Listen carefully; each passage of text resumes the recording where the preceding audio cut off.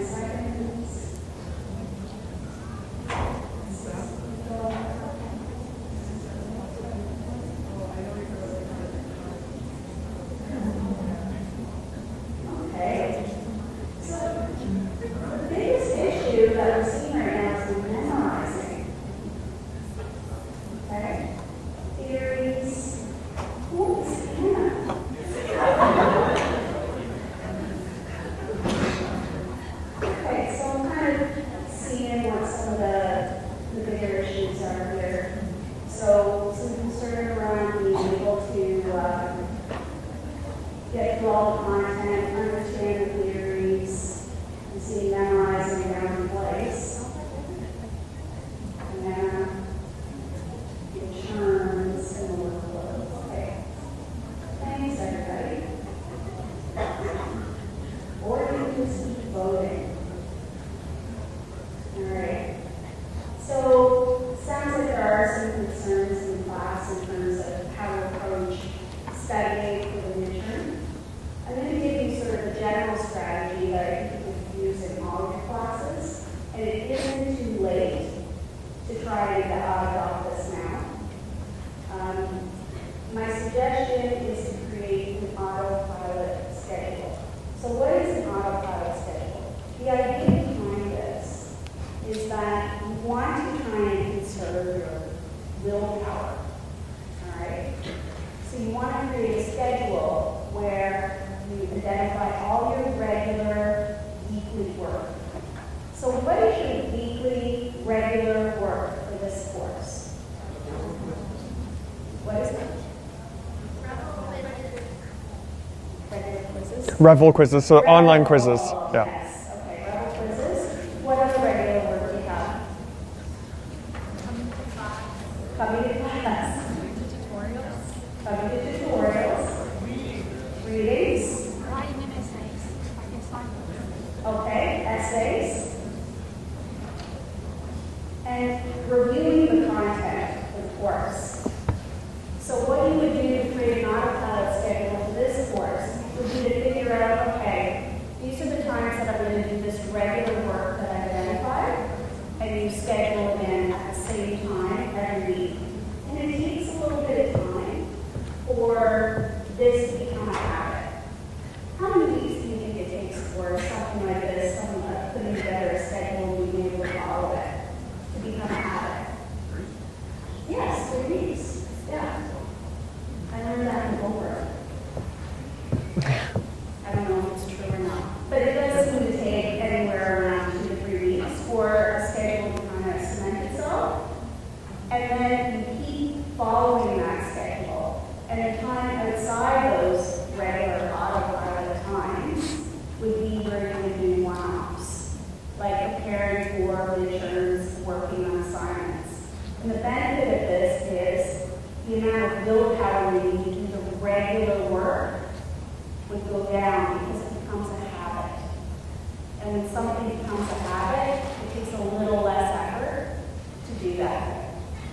So, like I said, it's not too late to try and create an autopilot schedule for this and other courses.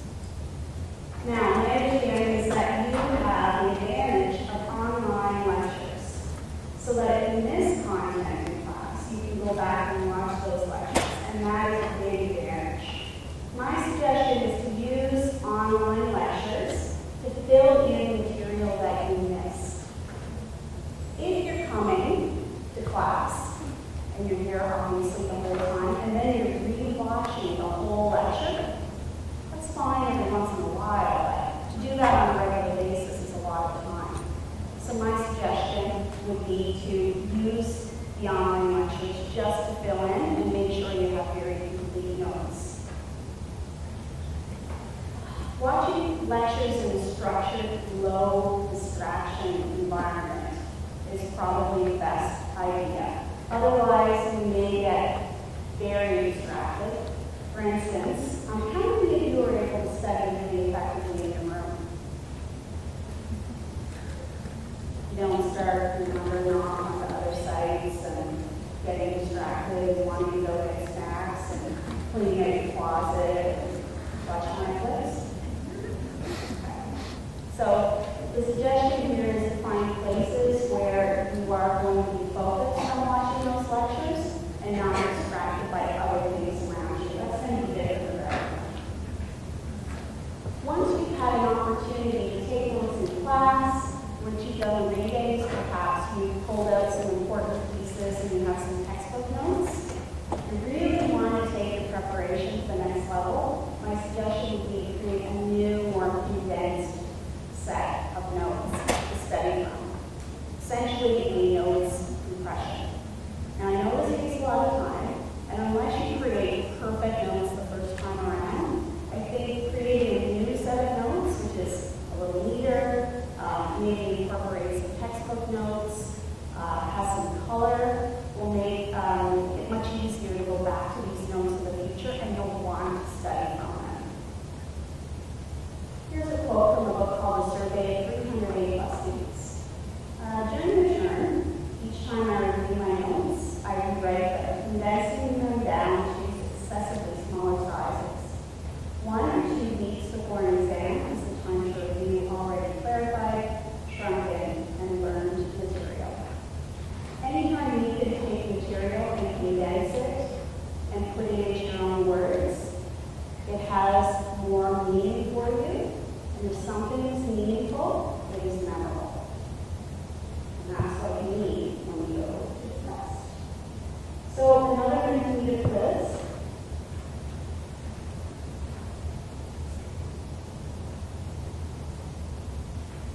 I guess I'm curious. Do you access the online lectures after class? Oh, never. Ooh.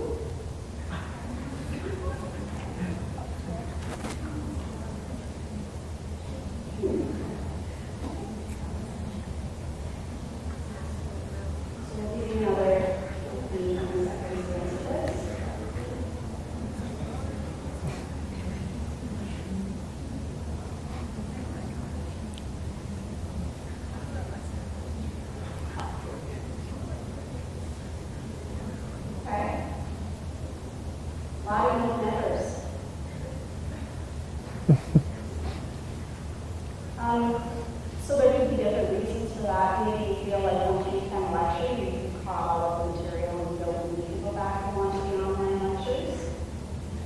Or perhaps there are some folks who intend to and just kind of keep procrastinating on that. But it is a great resource if you need to go back and fill in content. Okay, thanks everybody.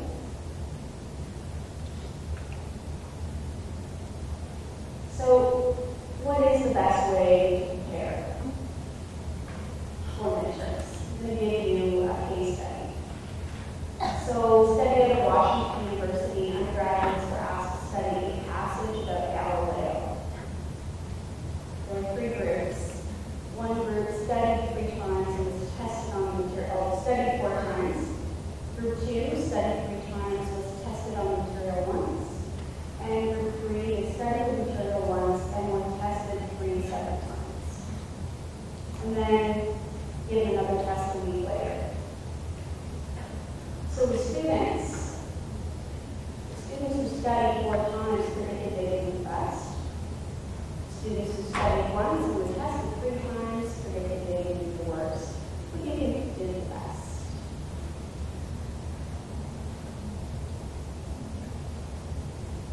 Anyone guess? The students who were tested the most. So they only spent time reviewing and learning material once, but were tested repeatedly.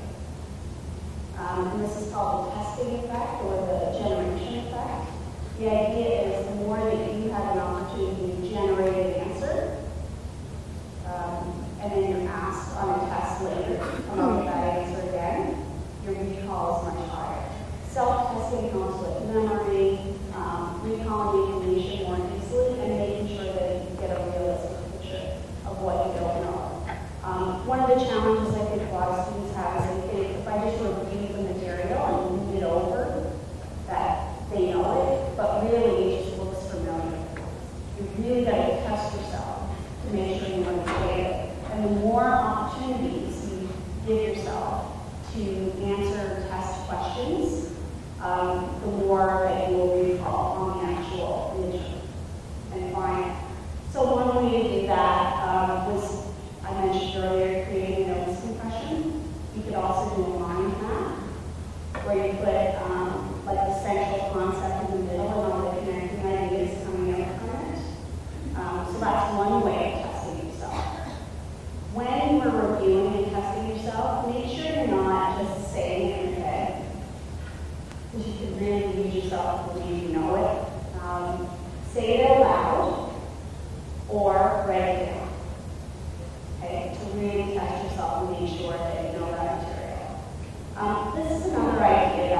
is very effective, but really hard to set up.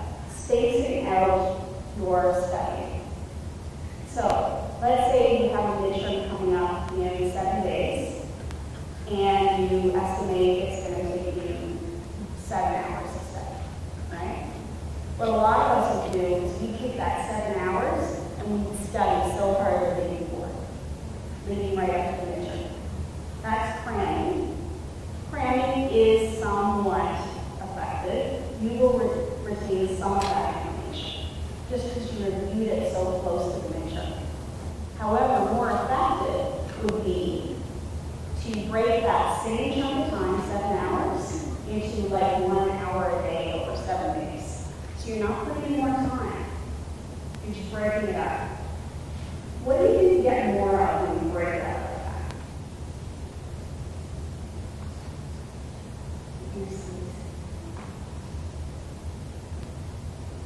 Sleep. So information is consolidated during sleep.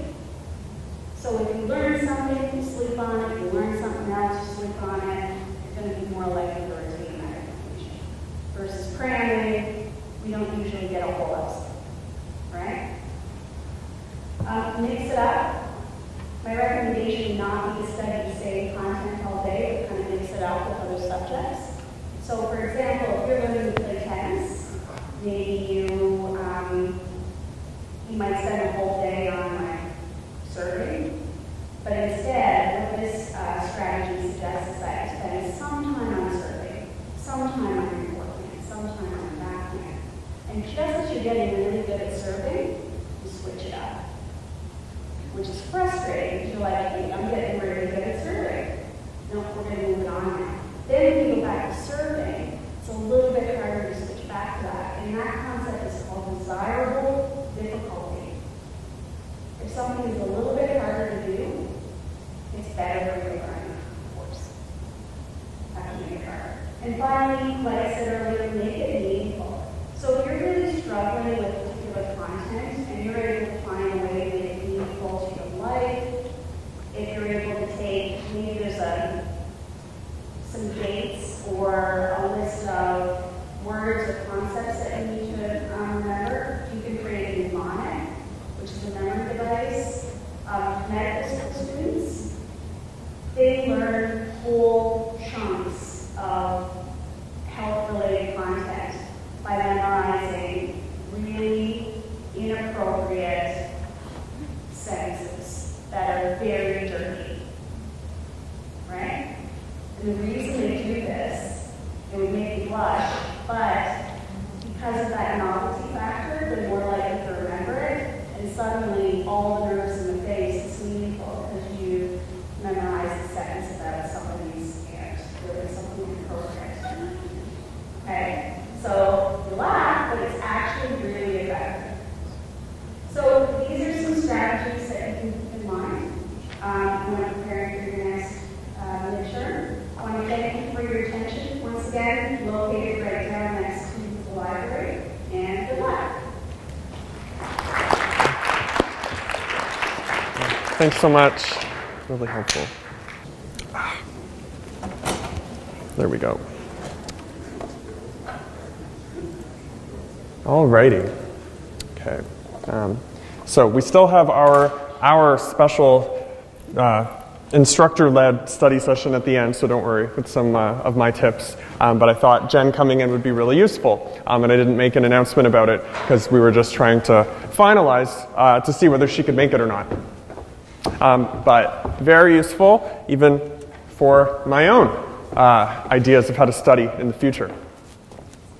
Okay, so as usual, we have our weekly lecture. This week is socialization and social interaction. One of my favorite topics of this course. We'll discuss kind of the nature-nurture debate and really be focusing in on some of those symbolic interactionist perspectives, namely the views of George Herbert Mead and Charles Horton Cooley. And remember, I mentioned how sociology is very similar to psychology in a lot of ways, namely in that we're interested in studying human behavior, social interaction, and really the ultimately the behavior of individuals. But our intervention into this topic, the human behavior, is studying wider macro processes. As much as some sociologists critique the study of the macro, and Dorothy Smith and other micro-sociologists, our point of departure really is studying society, all of it, and how it shapes our behavior. So this week you'll see, kind of largely framed around the nature-nurture debate, namely what motivates us to act and think and do all the things we do, you'll really see what it means to have a sociological imagination and question some of your assumptions about why we act. So after the lecture, as promised, we'll then have a review session where I'll give you some of my kind of personal study tips, and I'll have some I drafted some sample questions. They won't exactly be on the test, but similar ones will be on the test. And you all went to tutorials last week, so you should all be experts at the art of Sociological short answer questions. Okay, so nature versus nurture. So you'll see in the textbook in this chapter, they talk about two perspectives, kind of as a foil or entry point for a sociological examination of human behavior. So these two perspectives, they're often interchangeable, but they kind of emerged at different historical moments. So firstly, we have the two broad schools of what's called the biological approach to human behavior. So as we'll see, this evolves or cascades into what are called the evolutionary approach, the evolutionary psychological approach, and the sociobiological approach. So sorry, I was on the wrong slide when I said these were the two perspectives. These are obviously different. Sociobiology and evolutionary psychology are two names for a similar school. So on the left-hand side, where we have the biological approach, which is nature, ultimately these are usually studies that focus on the brain and on human evolution and on traits, so characteristics of humans. So things like, to what extent so questions that a more biologically minded person interested in human behavior might ask is, to what extent are people born with different IQs or emotional intelligences or tendencies towards aggressiveness? This could then lead to studies which ask, do men and women differ in terms of aggressiveness and violence? We see that men commit more crimes. Is that because men are more inherently violent? Or as we'll see in the environmental approach, are they taught to be that way? Again, these are fundamental kind of divisive questions. So the nature argument, in terms of looking for explanations for human behavior, tries to find things you can biologically pinpoint to. So it's a more natural scientific approach, as opposed to social scientific, which we'll explain. So the nurture argument, so rather than, pulling out a Lady Gaga song and saying, we're born this way, or whatever, I don't remember the tune, but anyway, so rather than saying we're born this way, the environmental argument is that it's that Spice Girls song, when two become one, right? When I become, which I referenced, my limited repertoire. But anyway, so the socialization argument is, okay, sure, maybe maybe people differ in their innate IQ and their aggressiveness, but the bulk of what shapes us, and this is important because you'll see people aren't so simple, like in the academy. They don't just say, no, it's all biological, or no, it's all environmental. Most people differ in terms of which of these two they think is the more important cause. So someone of the environmental approach would say, sure, some of these things are born in us. Stephen Hawking was really genius, and probably a lot of the theorists we mentioned had really high IQs. But for most people, most of the time, our actions are socialized. We learn how to act based on the culture that we're in, based on the time we live in, based on the friends we have, the way we were raised, and all of that. So rather than seeing people as being born this way and trying to find individual kind of motors that shape us, The nurture approach says people start out, maybe a bit differently, but we should be more focused on looking at how people become what they are, how they change over time.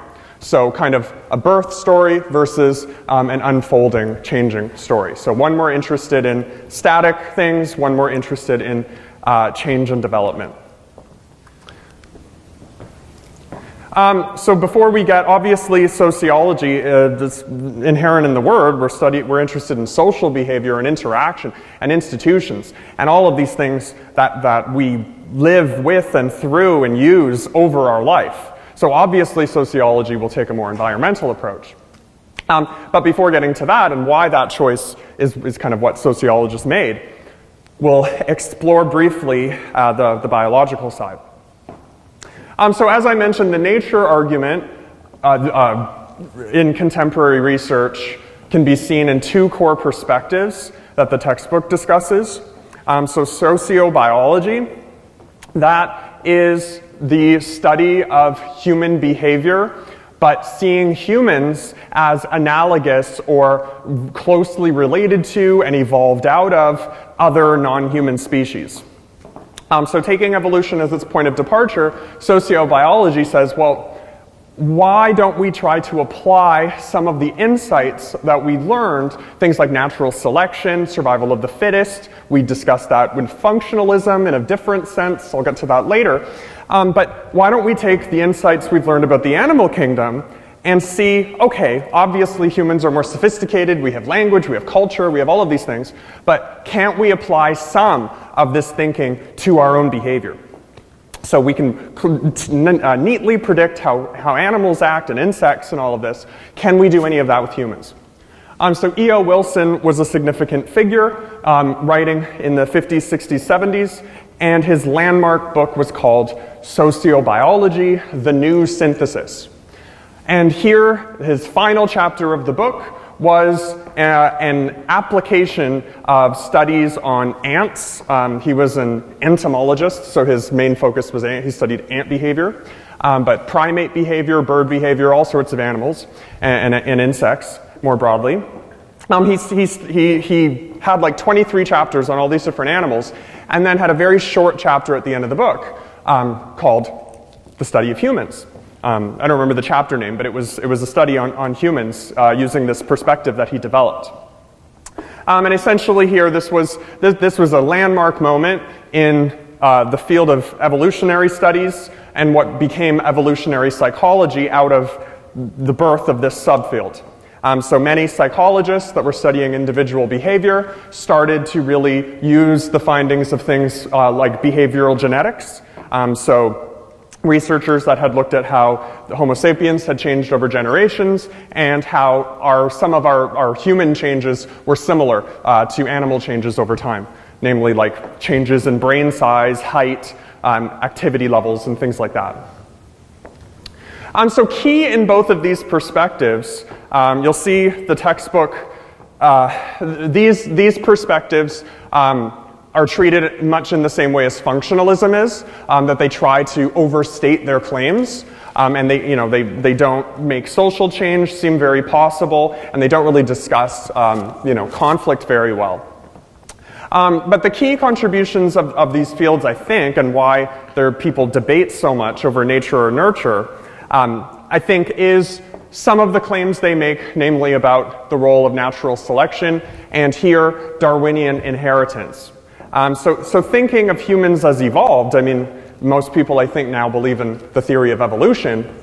Seeing human societies as evolved kind of naturally seems intuitive, but as we'll see with the sociological perspective, there are limits in terms of trying to explain all sorts of contemporary phenomenon, political debates, things like gender inequality.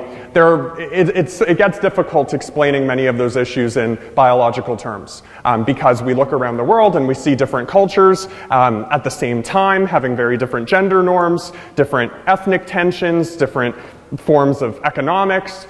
So seeing kind of humans in total as having these structures evolved, while, maybe it would be nice to come up with that as a theory, people on the other side of this think we're not quite there yet. So very similar to, remember, and I'm trying to help you draw connections, not to make myself sound like I'm making connections, but to help you for the test. The criticisms of this school are very similar to the criticisms of people like Comte that we read in Functionalism. Remember the positivist school and anti-positivists and people like C. Wright Mills. They said, okay, building up this theoretical system is great, but maybe you're overstating yourself too much. Maybe we haven't figured things out fully that fully yet. So this is the same debate. So again, it's not sociologists saying, no, nothing's biological, everything's social, but it's saying, I'm not quite compelled by those explanations. I think there's something social going on here. So true or false on this? So sociologists disregard the nature argument in its entirety. So remember, I frame them as one of these fun binaries that I always do in this course. And I'm going to start using that Mentimeter now that I know that that's a fun tool. Hopefully people don't write profanities at me and stuff. But I didn't know that that was a tool, so learning. We'll see social learning theory later. So true or false? Show of hands if you think it's true that sociologists disregard the nature argument in its entirety. Okay. Show of hands if you think it's false that okay. Good. So this was just basic. I want to make sure we're on the same page. Clearly, it's not entirely. No sociologist, the textbook is very good at giving examples of this. They say, we do agree that certain people do seem like born to be athletes. So think of marathon runners. There are studies that show, for example, I know marathon running and track and field, there have been many studies showing what kind of person becomes most successful at this. It's like people with very small ankles, usually, and they just tend to be better at marathon running. So I don't think a sociologist would disagree with that. They would just say, I don't know how interesting that is to study within sociology, looking at ankle sizes and running speeds. That's kind of not what we're about. But if you ever hear of the nature-nurture debate, usually the kind of cop-out answer is that people just say it's a bit of both. But part of why I like framing things in binaries in this course is if you understand the logic of both sides, you can see what people really fight about is which of these perspectives is more true. And so obviously if you were in behavioral genetics, maybe you would think the biology side's more important, but in sociology we're going to be focused on environment. Yep? Thank you. So sociobiology and evolutionary psychology, they both support Darwinism. I couldn't really get the difference. Yeah, so the question was, do both evolutionary psychology and sociobiology support Darwinian theories of evolution? So yes, they both take Darwinian principles, namely natural selection. So the argument, Darwin's core argument was that species evolve through random mutations based on adaptations to an environment. So what does that mean? So let's say we look at lizards in Toronto, of which there are probably none, but anyway. Let's say we look at lizards in Toronto and we see that only like 5-ounce lizards with like curly tails are existing.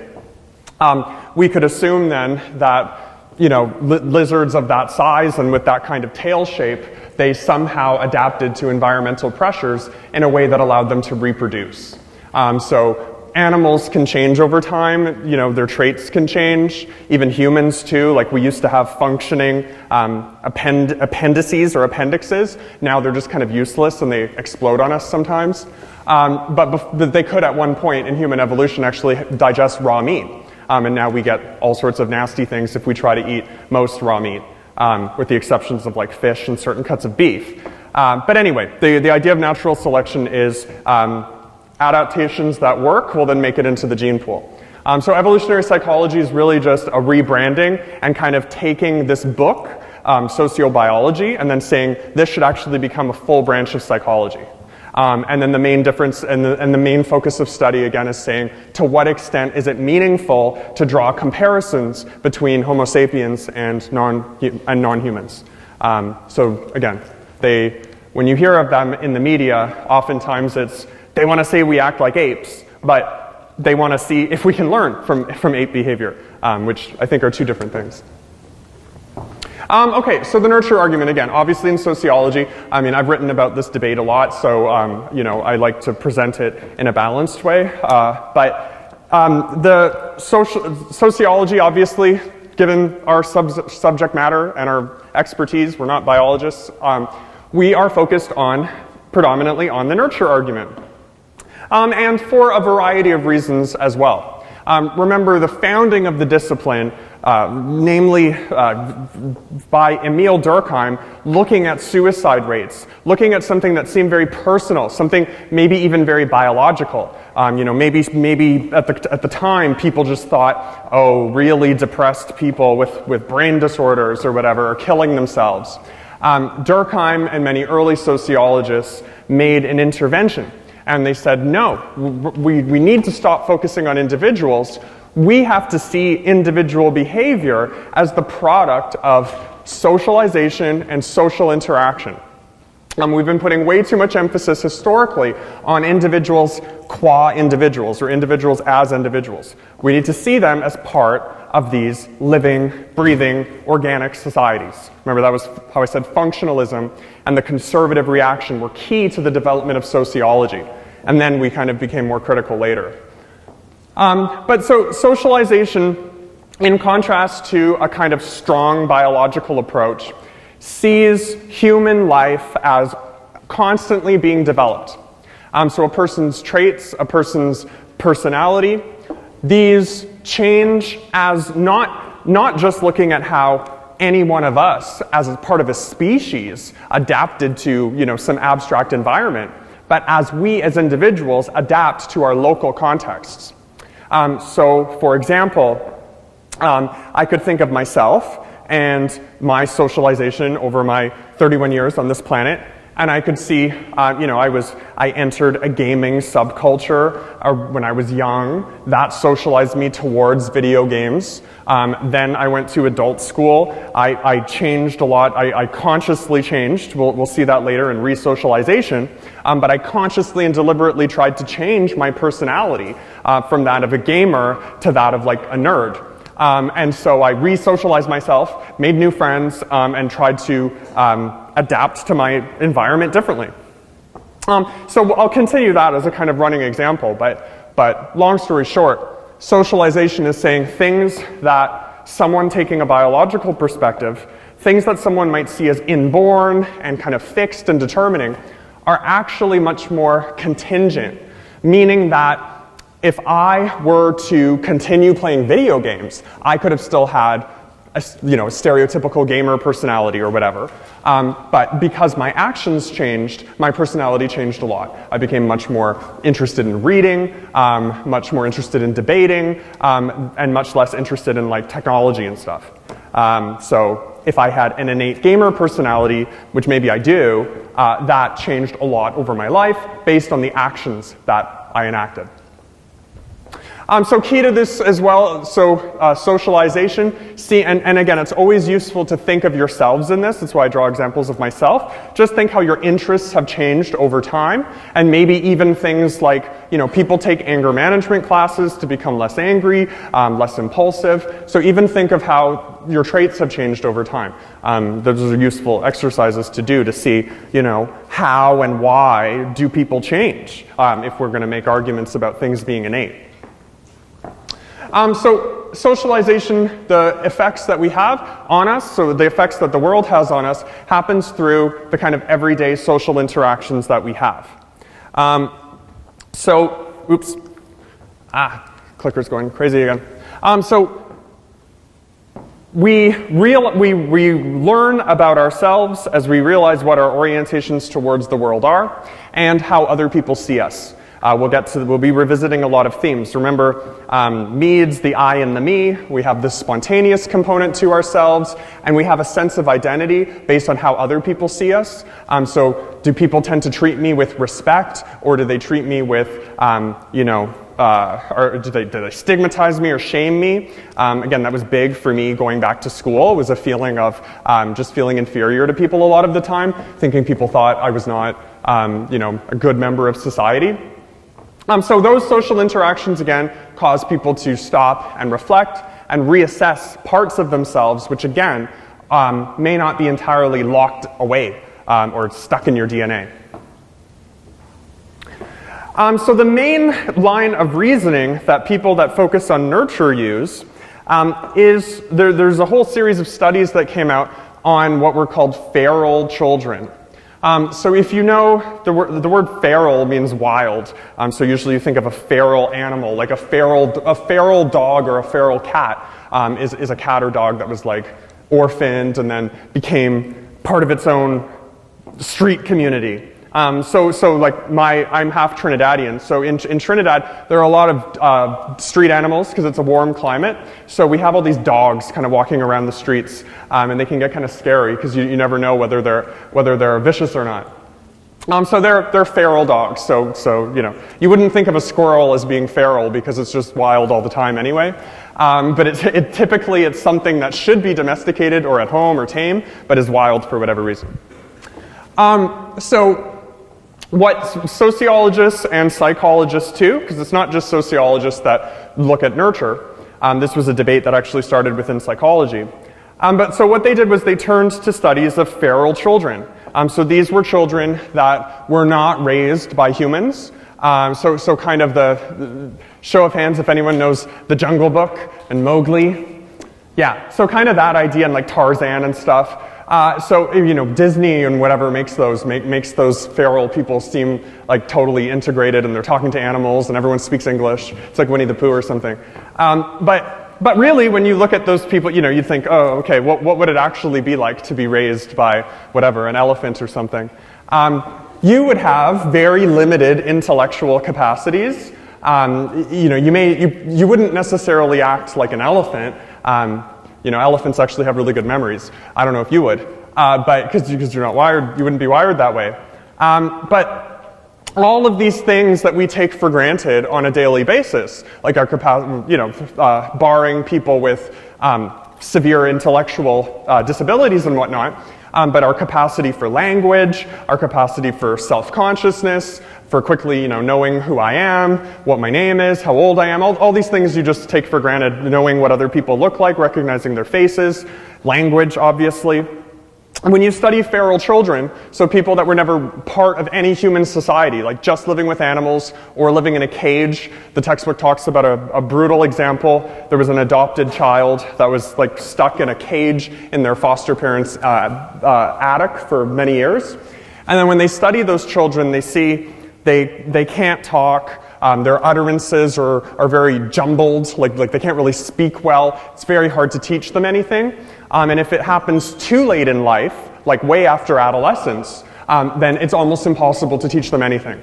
Their brain has almost closed off. I mean, there's some individual differences, but in general, they talk about critical development periods, as we'll see.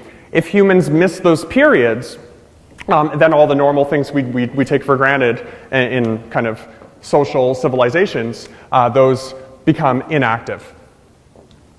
So the nurture argument, I think this is a really key piece because it shows how, yes, obviously, things like language ability, intelligence, the ability to socialize with people, recognize faces, those all have, of course, a huge biological component, but they only become developed through social interaction. So if you were not raised in a society, you wouldn't have all of these innate abilities to think like a human. You'd be thinking even much less than an animal in most cases, than like a dolphin or you know, one of the smarter animals. You would just never have those things activated, and they would go dormant in you. So this idea of kind of seeing biology more as a set of potentials that can be activated rather than something that you're born with and kind of shapes everything you do. This fits those symbolic interactionist theories really well. I remember I told you symbolic interactionism was kind of the have its cake and eat it too theory that really most modern social scientists implicitly subscribe to because it kind of takes a middle ground on a lot of these big debates like micro-macro structure agency.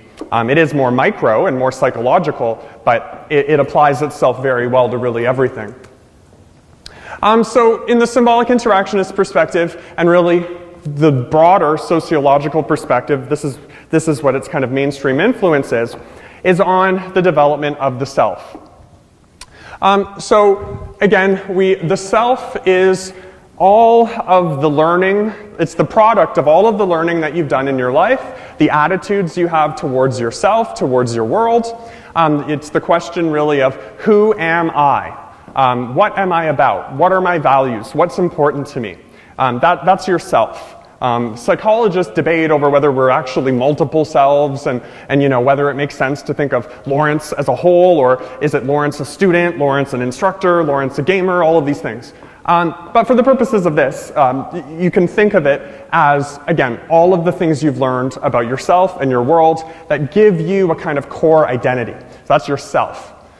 And the way that we form ourselves is not in isolation. We're not feral children. We're not just thinking in a vacuum.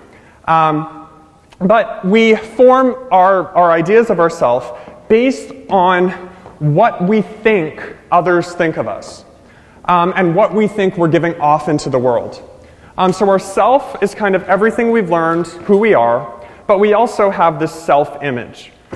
And I think self-image is much more interesting than the self when you're studying it, because as I mentioned with Cooley and the looking glass self, so the idea that we actually come to think of like who we are based more on what other people think of us than what we really think of us. I mean, we have moments where we might, you might say like, yeah, I'm amazing, or conversely when you're really depressed, oh, I'm awful. But then you think, okay, well, other people are actually seeing me this way. So that's probably mostly how I am.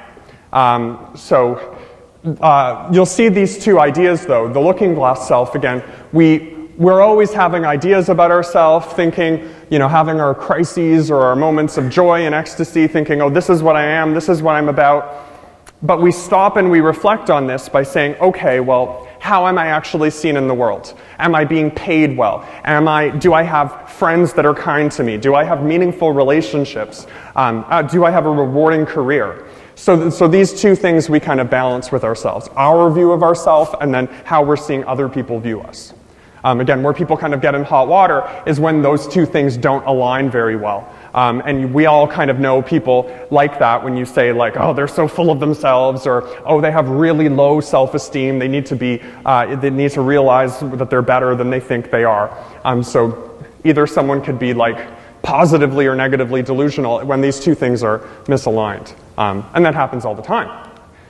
And part of why that happens, so again, in this course, making everything that seems familiar strange, but not trying to give people, breakdowns or anything. George Herbert Mead describes this process really well. So I'll just go back to this for a second. So the self, again, because of the duality of seeing the self as composed of the cues that we send other people and the kind of responses they give us, and our own kind of ideas of our values, the self is constantly changing. So remember, the self, according to George Herbert Mead, the kind of core symbolic interactionist, there's really only two components. There's the active component, and then what's sometimes called the historical component, or the subjective component and the objective component. So again, think of the self and the self-image also. So the I is kind of like, it's the totally active, spontaneous self. So it's when you wake up in the morning and you're in bed and you say, I just really don't want to get up. I want to eat pancakes right now. I want to Uber Eats myself 5 orders of McDonald's hotcakes, Happy Meals. I want to do that right now. And then your me comes in, kind of tied to your self-image of what other people think of you. You're doing it to yourself, maybe. You think, is that really what I should be doing? Is that what's best for me? And then maybe you say yes, or you double your order or something, and you just say, screw it, I'm having a me day, detox day, whatever, but really talks day, and I'm just doing this, and I'm going to get extra maple syrup, and I'm going to get apple slices to make myself feel better about it on the side, even though I'm low carb, so it doesn't make sense. So you have these sorts of conversations. So those are funny examples, but it could also be much more personal and existential. I want to take another course this semester. I really want to graduate early. I want to boost my GPA. Then you think, oh, well, if I take on another course, will that really be the best for me, given the fact that I'm very busy, I'm already kind of overburdened, and I don't really know what I want to major in. So the I, again, is this component, very emotional in a lot of ways. We have feelings. The I is also what supports the biological perspective in a lot of ways, in that I think if you try to really psychoanalyze yourself, you think, oh, why do I always want to do this thing? Why do I want to go on the internet right now when I know I should be studying? There's parts of you that you can't control, that are spontaneous. Now, what a sociologist does, so that's the I, which again, I think captures the biological side more, again, all these impulses and drives. But sociologists are really focused on how, as humans, so not only do we have things that sometimes feel like instincts and drives and impulses, like the I, the active part, but we also have all of this learning that we've done over time, all of these ideas about ourselves that we use to constrain those impulses, right? So people aren't just, it's not, oh, I have a feeling, I want to order this stuff on Uber Eats, I have to do it. We have a huge capacity to think through and reflect and shortcut our impulses. And so again, the me is all of the stuff I've learned that gives me more of a sense of who I am, and importantly, who I am in my community. So the me is developed in three ways, or through two kinds of people in three kind of ways. So essentially, how we develop a me, and this kind of core sense of, kind of the critical component of ourselves, of saying, I feel like this, but should I really do this? It helps us put our perspectives in a long-term perspective. Again, the me is historical, and it's also forward-looking. It's saying, would this be good for me as a unit? I'm looking at Lawrence as an objective person, and I'm saying, would ordering those pancakes be good for my self-esteem, or my bank account, or whatever?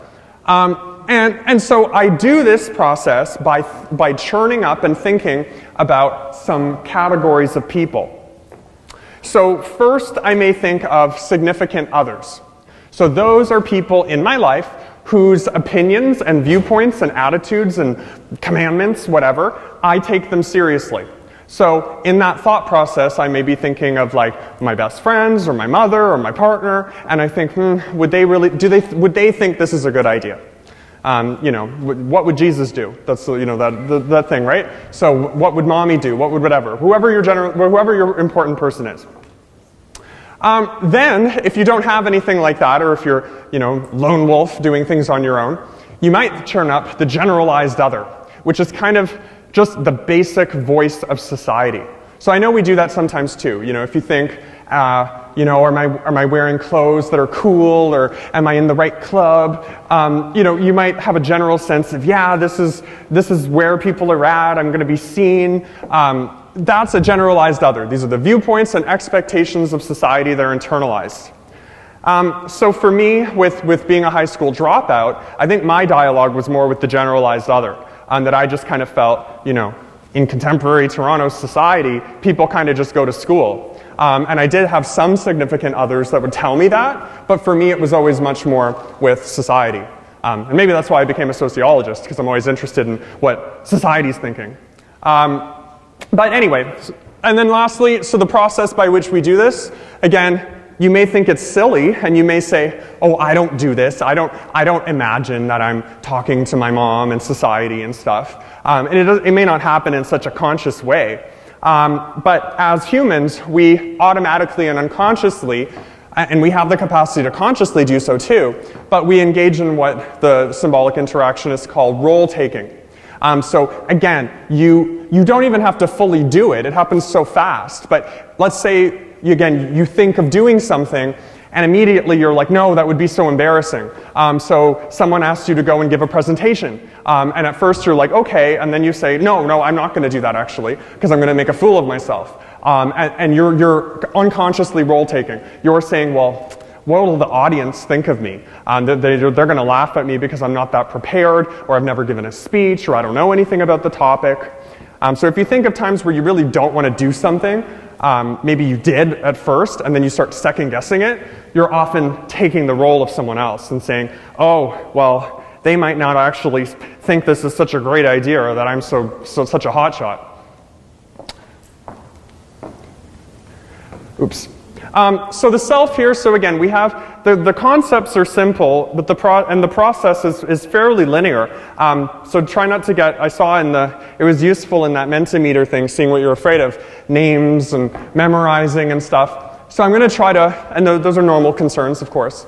So I'm trying to present this in a way where you think, oh, socialization, yes, that's Mead and Cooley. Yes, the self and the self-image happens over time, da-da-da. So I'm trying to present it in a way that makes it seem intuitive, because I think it is once you learn it. It's like learning a formula or something. So as we've mentioned, Mead is kind of the forerunner of symbolic interactionism, and he's speaking against this kind of biological perspective, like a strong biological perspective.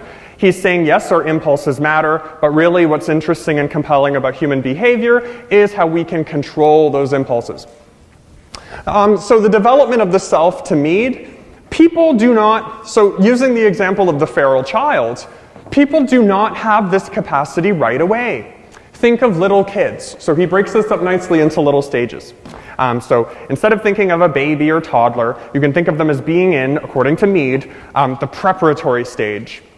So little baby, think of terrible twos. They don't want to do anything. They want to cry all the time, bang on the walls, do whatever. They're slowly being taught, language, etiquette, like how to eat, not to like put their feces all over the walls or whatever they do. They're being taught all this stuff, and they're prepared for this. Their mind is ready for this. They learn language so fast. They can learn multiple languages, including sign language. They can do all sorts of things. So birth to age 3, they're being prepared. All these symbols, remember we said culture is a set of symbols. They have this like magical, almost extra-human capacity to absorb information so fast. But they can't really use it super well yet. They're learning. Now kids, when they start to become, cute little kid you want to play with and is all friendly, play stage age 3 to 5. All of this learning, all these symbols, they start to question it. So kids always ask, why? Why, mommy? Why? They go from wah and mama and dada and Bieber and Drake to then playing, and they use these symbols and they say, I want to be Bieber now. And then they start playing and they sing and they do all that stuff. And it's all just kind of like a free reign. They're just playing. So kids they just want to play all the time. It's like, play with me, come out. And because they're exploring these symbols. They're seeing how far they can push people. That's why they like to irritate people. So kids are playful here. So they're starting to see, okay, if I hit a ball, it'll move. If I annoy mommy, she'll then give me a treat. If I hit the dog, it will bite me. So they're learning. But if I hit that dog, it won't, so I can bully that dog. And so, they learn all these things. Now, where humanity really starts. So, and I'm not saying people under 6 aren't human, but where what we imagine as uniform humanity coming in is the game stage, which really we kind of stay into for the rest of our lives. And that's why business people are all big on gamification, and that's why people become addicted to video games, because games are fun. But so elementary school years is where we first start entering the game stage, according to Mead. So age 3 to 5, we want to be Bieber, we want to play, we want to do all these things. It's all very like self-focused. It's just, I want to do this, I want to eat this cake, I want to think of this. Nothing is really rule-bound. You might see that something doesn't work for you, and you may not do it again, but it's all kind of just about what you can do. In the game stage, when you enter school, you start to be taught really more about your social image. So you move from just developing yourself to developing a self-image. And in a clear the clearest example he uses of this are literally just games, like sports. So at age 6, or whenever you start playing, some people it could be earlier, some later, you're in a kindergarten or grade 1 class, and instead of just playing catch or kicking a ball, you're taught how to play soccer. And then you learn that, oh, when I'm playing soccer as opposed to kicking a ball, I'm playing a game not just by myself or with mommy or daddy or my friend, but I'm playing with a whole group of people, and we're all following the same rules, and I can't touch the ball with my hands, and I want to try to get higher points, and all of these things. And so you start to see the world as very rule-bound, and then you start to see other things as games. So you could think of education in general as a game. Oh, I have to go through 12 levels, and then I can apply to like post-game university and pick all of these different games within it, and I can pick sociology, and then I can be in that for 4 years, and then apply for a job. And so everything becomes game-like, meaning they're defined, they have clearly defined rules, and they're applicable in more than one domain. So primary socialization occurs at this game stage where you learn the rules of the game writ largely. The game of life. That's a board game even. Life is a board game.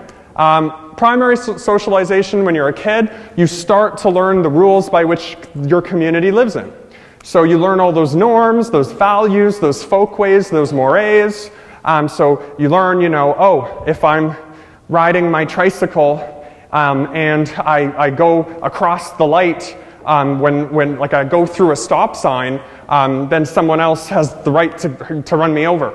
I mean, you might not learn it in that way, but you're taught stop at this light because a car is going and you could be hit. So it's a rule. It's not I'm just going to play and go wherever I want.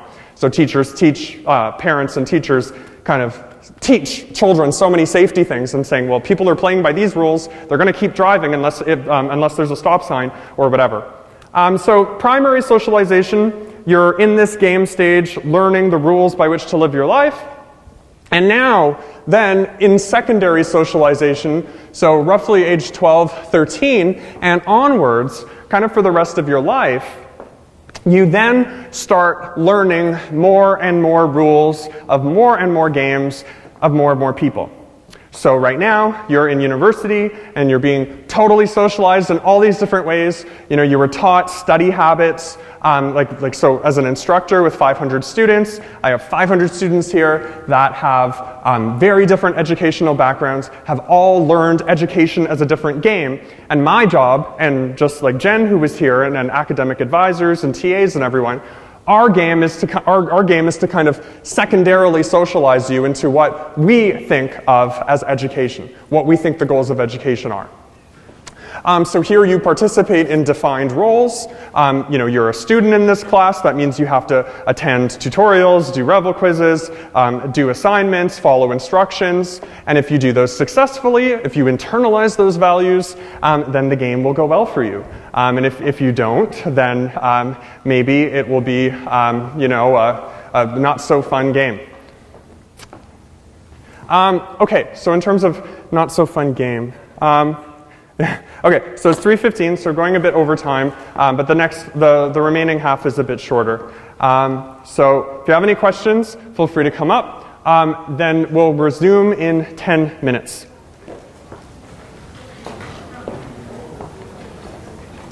15 on one page and then 0 on another.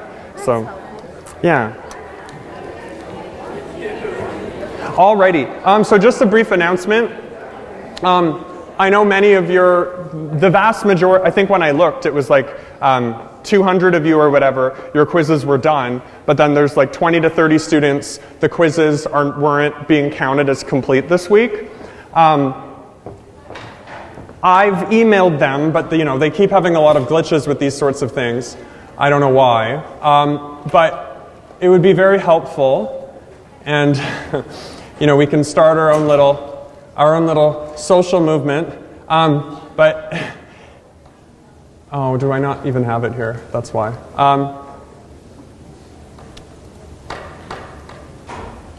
I think the email, let me see.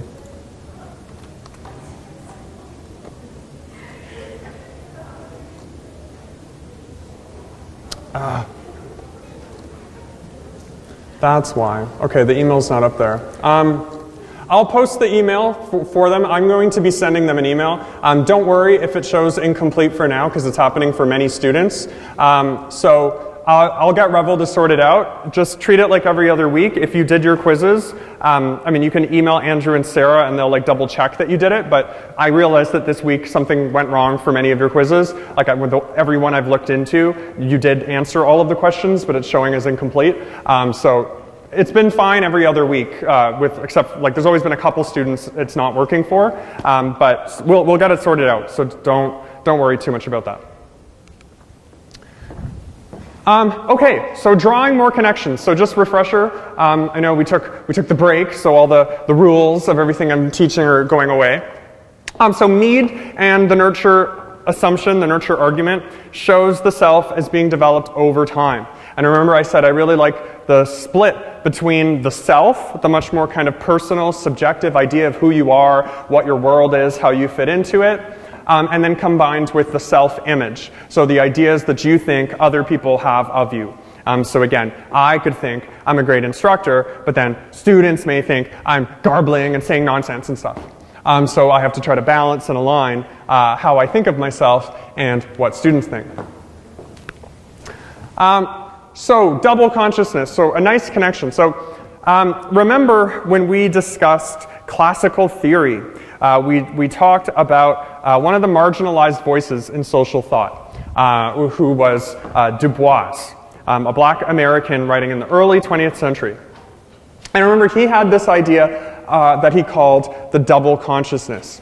So he was reflecting on, as an African American individual himself, but thinking of many other individuals in American society of that time, a society that was very strongly racist and had just been exiting formal slavery.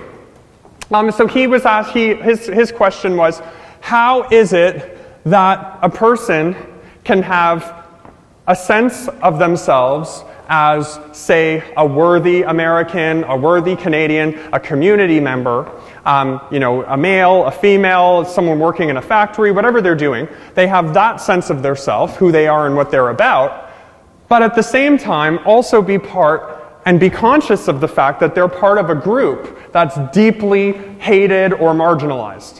So thinking of slaves in his time and black Americans just post-slavery, knowing that they were not allowed in many spaces, that they were seen as inferior by the white population, his question was, how do people balance this idea that they're kind of two people?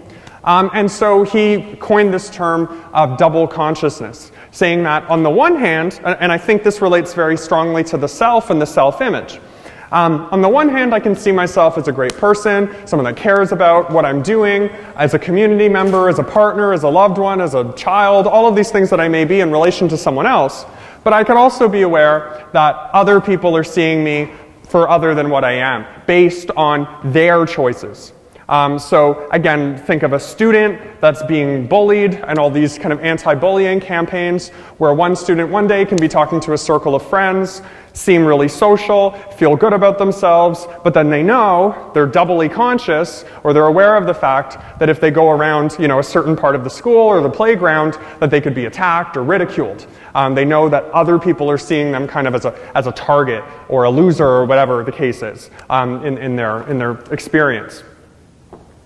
So I think, the double consciousness, just again to test our learning or acquired knowledge.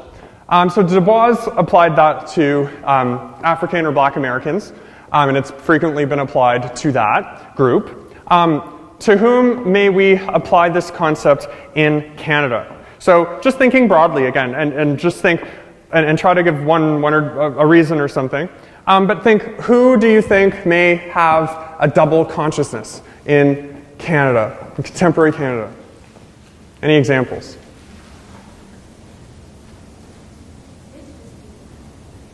Yeah, so I heard Indigenous people, so why do you think they might have a double consciousness? Whoever said that.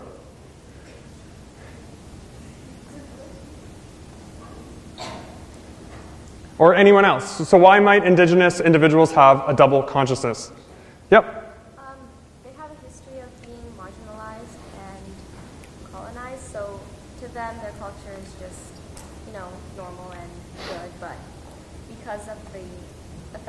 colonization, they have this double consciousness that, I don't know, kind of. Yeah, so they're aware that their culture may be exotified by someone else, may be seen as primitive. Think of Edward Said, remember his concept of Orientalism. So that he said, the West historically had cast Eastern cultures as inferior and exotic. They would go on voyages and catalog their cultures. So if you were someone of Eastern descent you're in Canada, and you're aware of that history, that kind of post-colonial history, you might then be doubly conscious. You might say, okay, on the one hand, I'm a Canadian citizen, I'm living here, I'm just a university student, but I also know that some people may have kind of horrible views of my culture, or they may disagree with stereotypes of my culture, or whatever the case is. So I think thinking of things like this, again, double consciousness, think of yourself, so with the idea of the self, that you feel you are, and then the self-image that you think maybe other people ascribe to you, you can think, to what extent does this discrepancy relate? It's not to relativize people's experiences at all, but to try to test that sociological imagination and say, oh, am I actually, am I part of a group that has similar struggles to another group? Again, sociology, remember week 1, C. Wright Mills, we were saying that people often see their personal issues or the problems they're experiencing as very personal. And in sociology, we try to bring that up to the group level, the societal level. So thinking of challenges you experience or even privileges you experience, if you think you have a great self-image and people receive you really well, think, well, what component of me is causing that? Is it that I'm objectively a great person, or are people using some of my ascribed characteristics and thinking that of me? So again, I think it's useful to try to draw connections between various theorists for thinking through similar topics, because you may think, oh, Du Bois was talking about the African American population just around slavery. What does that have to do with what other sociologists were talking about that weren't talking about race? Well, if you think about, again, these concepts of self, I, me, self-image, you can see a lot of parallels. Okay, so we have this idea that the self is developed over the life course through the interactions we have, through the values and beliefs we internalize, but also the reactions we receive from other people. Again, for someone with a kind of double consciousness, they may realize, oh, there are certain places I can't go, there are certain people that will not value my opinions. On the other hand, there are other people that will understand where I'm coming from, and I can relate to better. They will not be stereotyping me or whatever the case is. So the mechanisms by which people become socialized in an environmental approach, and what you could think of as more the core sociological approach, is through what are called primary agents of socialization. And so these agents, essentially, for better or for worse, so we'll see they can work both ways. That's how someone can have a double consciousness, right? Because people are being nasty to you, and you're learning that, oh, people aren't seeing me for me, they're seeing me for this group identity or something. These 4 groups, so family, peers, education, and mass media, kind of in order of importance over the life course. It's not totally linear, but it's mostly temporal, starting from birth till adulthood. But these 4 arenas are where we learn how to be and what to be, who we are, and then learn how other people may receive us. So those conversations between the I and the me are shaped in these arenas. So first with the family, so again, think of that terrible 2, the kids I was talking about, just sponges for information, language, etiquette, all sorts of things. They're first taught by their families. That is why feral children, so people without families, people without any adult role model around at all, not even like an orphanage or something, but people just in the woods, they don't learn language and they don't learn basic things because no one is there to teach them. So the family is kind of, it's society writ small. You're learning from your parents your language, how to eat, what to wear, how to act, when to wake up, when to go to bed, how to tell the time, all of these things. And so families are your first foray into society. And many of those games that I talked about, that the education system having, so giving you grades for things, setting up rules, recess, breaks, lunchtime, all of these things, these are typically first taught to people in the home. And so things like gender roles, whether you're a boy or a girl, or non-binary, what toys you're playing with, what friends you should have, how much money your family has, again, what your race or ethnicity is, what your language is, these are all taught to you by your family. And so social learning theory explains this process by saying, as children, again, yes, we have an innate capacity for learning. We all have brains and IQs and stuff which make this harder or more difficult, harder or easier for different people. But ultimately, this is a process of social learning. We imitate others and we internalize what we hear and what we see. That's why, movies and TV shows, they have different ratings, like parental guidance and R-rated, because you don't want to expose kids that are just absorbing everything to things that are seen as taboo in society. Remember that word, taboo, sanctioned. Things that should happen behind closed doors or not at all, like violence and sexual assault and things like that, and intercourse in movies. You don't want kids seeing that because you don't want them to get ideas about it before they're ready. So social learning theory tells us that the family teaches us all of these things which will become paramount in the development of our personalities. And so one example of, again, where, I think in the contemporary time people are questioning a lot of things about norms, what we're being taught, again, around that question of how much is innate, how much is biological, how much is social.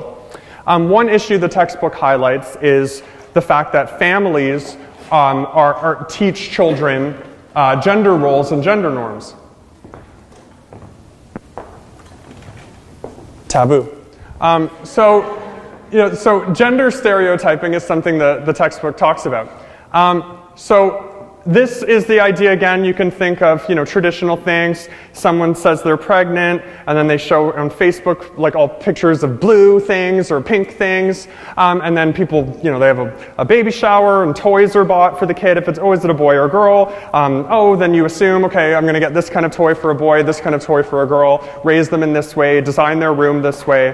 And parents are well-intended, obviously, when they're doing this, but at the same time, they're, as we'll learn in the Gender Week, they're reinforcing kind of publicly held ideas about differences between little boys and little girls.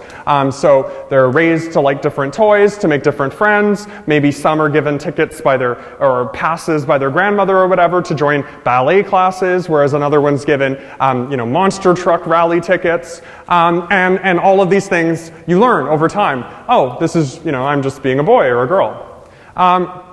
And you learn that about a series of things in your life, right? What being a student is, what being a good child is. Again, it's not to demonize the parents and tell them they're gendering their children. They're probably just thinking, well, that's how my parents raised me, and that's what other people do.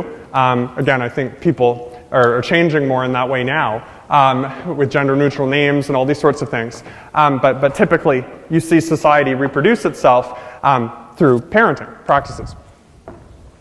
So I gave some examples just of the kind of toys, but I'd like to see from people that are closer to childhood than me. So what are some examples of how families can reinforce gender stereotyping?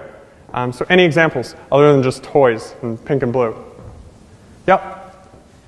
When I was young, I believe 8 years old. My younger sister was 4, and she looked big. My mother, she wanted her hair cut very short. She wanted it cut short. At 4 years old, she didn't do it.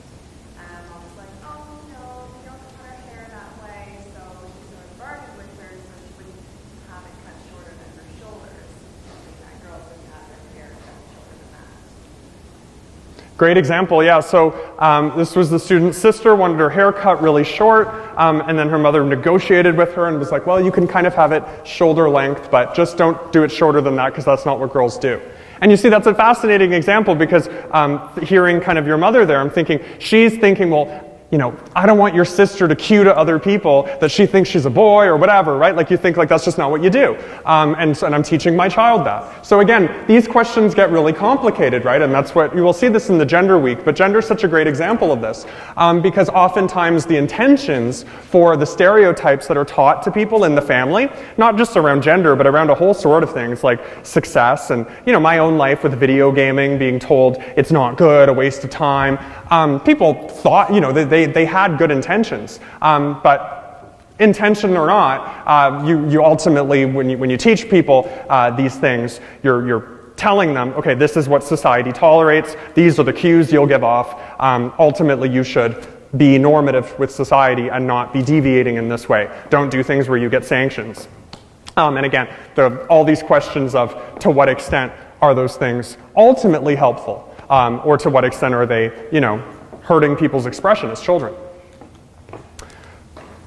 Okay, so as people develop, so we don't all just listen to our parents at home, and maybe some of us do, but usually you have a rebellious stage and you say, no, I don't care about you, I want to be with the cool kids at school smoking up. And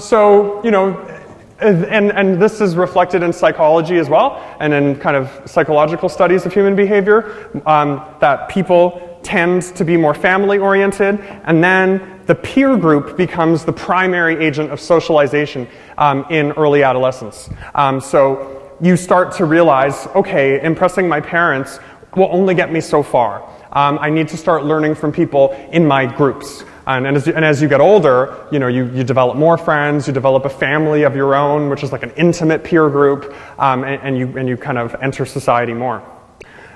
So peers, really, you instead of imitating your parents, you start to see them as kind of controllers or old or whatever, and you want to imitate people that you think are having cool lives in real life. And real life at this age is school and the park and the arcade and whatever.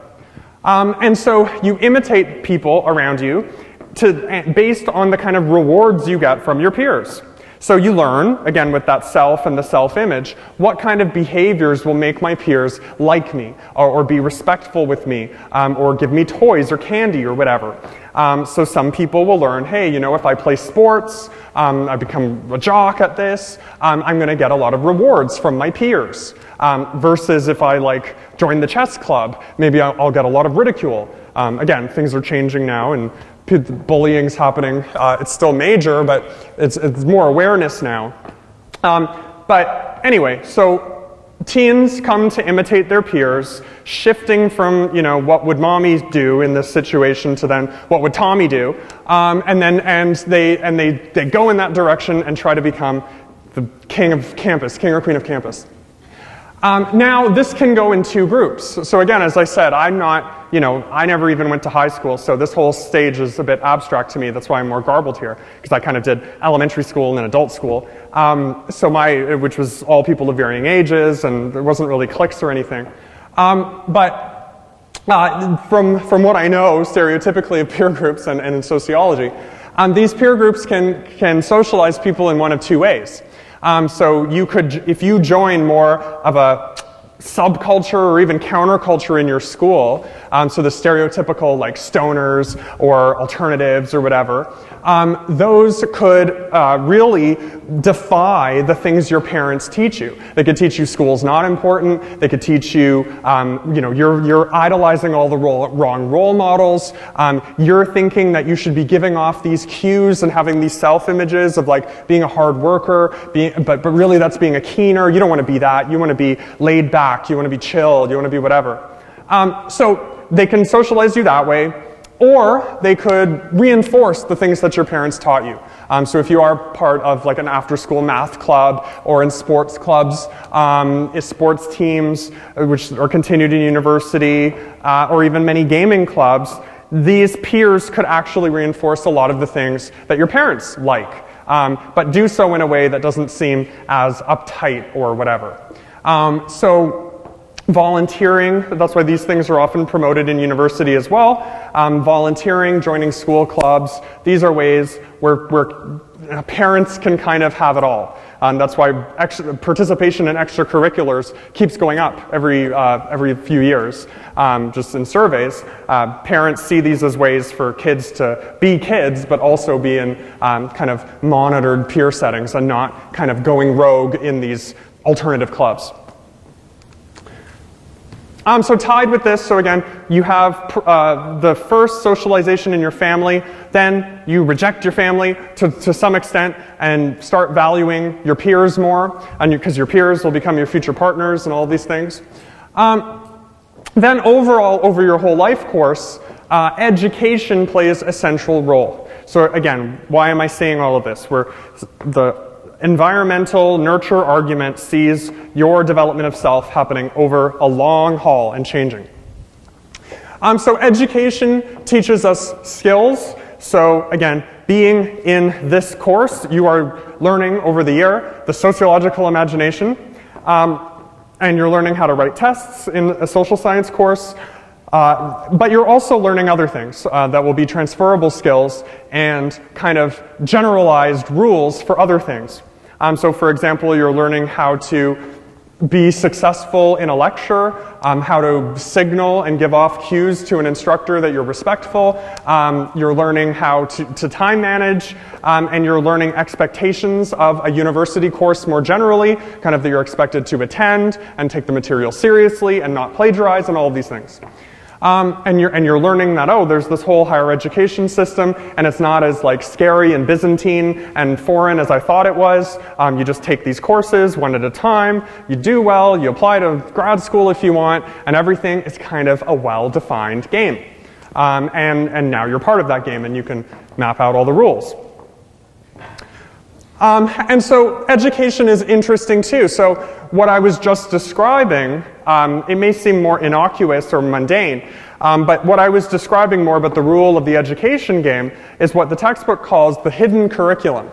So things that aren't, the hidden curriculum I think is really interesting because it's things that are not explicitly or formally taught, but they're more like those folk ways that we discussed last week in culture, and sometimes even mores. Remember, mores are strong norms, folk ways are kind of very informal.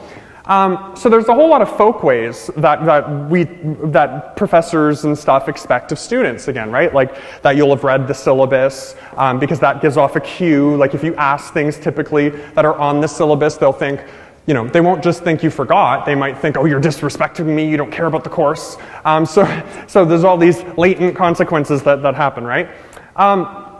So the hidden curriculum is the whole set of social conventions and folkways that are taught outside of the formal curriculum. So the example they use is gender role socialization. So for example, studies have depressingly but consistently shown that teachers have favored male students over female students in Canada over the last, since education started, formal education started in Canada.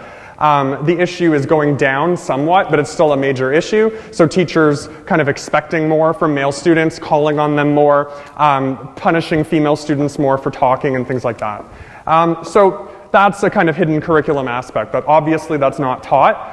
It's not explicitly taught, it's not supposed to be taught, but the education system is part of a wider society that has patriarchal issues, and so that kind of seeps in there. So lastly, so connected with all of this, and the one we see all the time, because we know when you're checking Twitch and Twitter and all these things, whatever, mass media, so communication. So I think this is probably the strongest. I mean, I would say this combined with peers, I guess, because people, you know, share memes together with their peers. So, but so communication produced by few people for the masses. That's the definition of mass media. So this would be big things like Netflix and YouTube. I mean, YouTube challenges this somewhat because it's all individual posters going on this one platform. But if you see kind of what becomes viral and who becomes successful, oftentimes people still kind of develop monopolies. So there will be certain YouTubers that get tons of streams, tons of hits.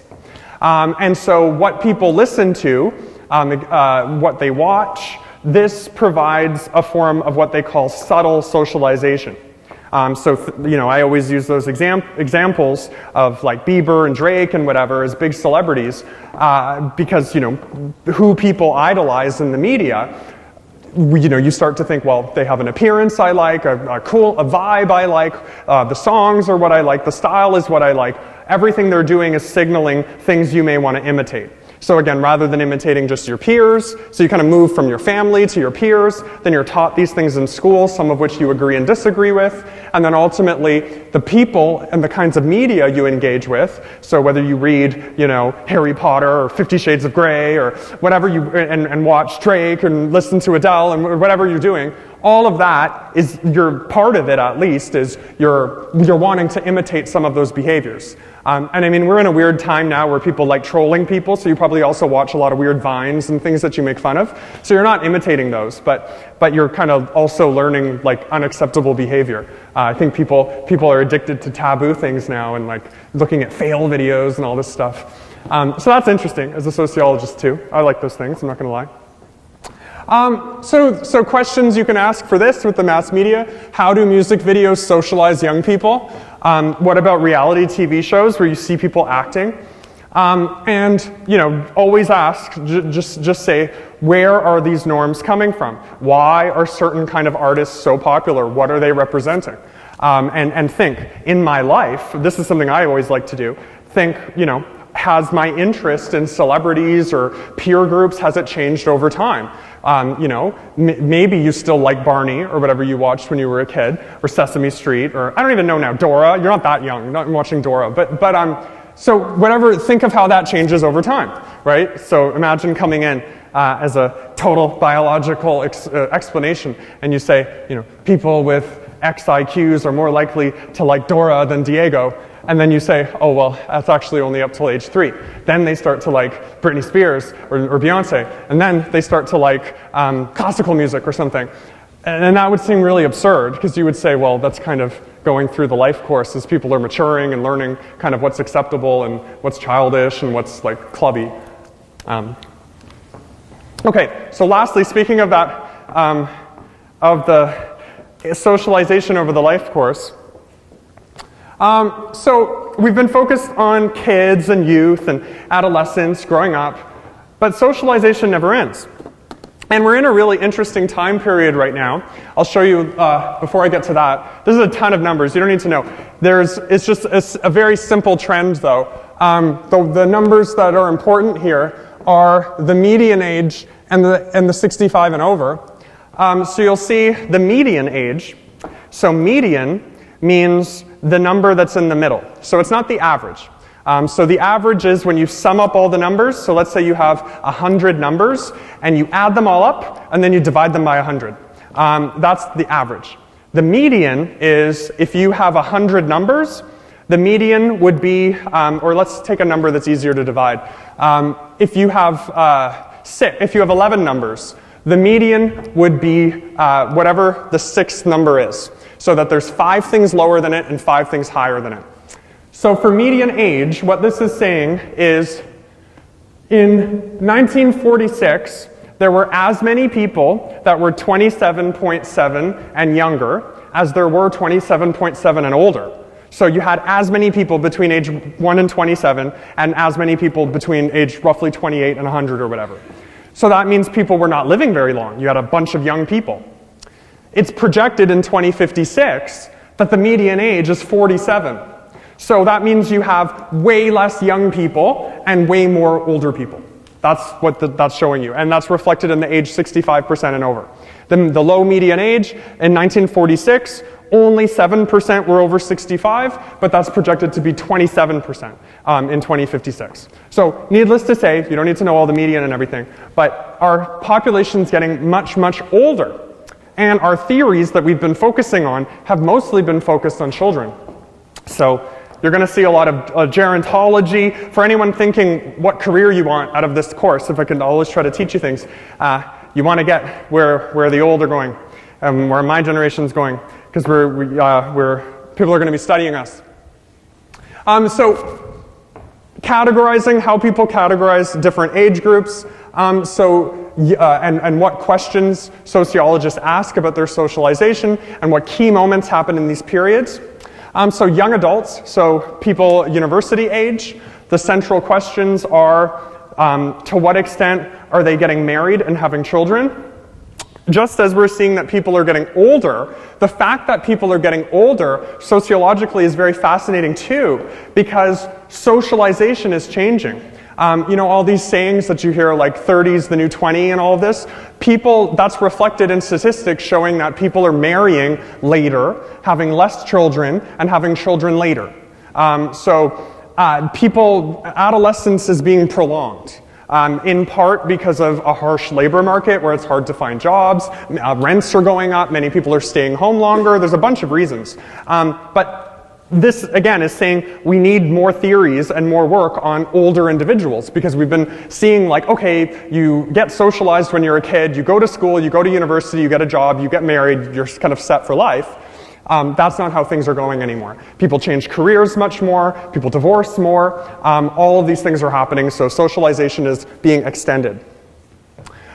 What's called later adult is often between ages 40 and 60, so you have young adult, which is basically now up until age 39, so that's even extended quite far. Later adulthood, I guess, would be 25 to 40, but they're starting to blur.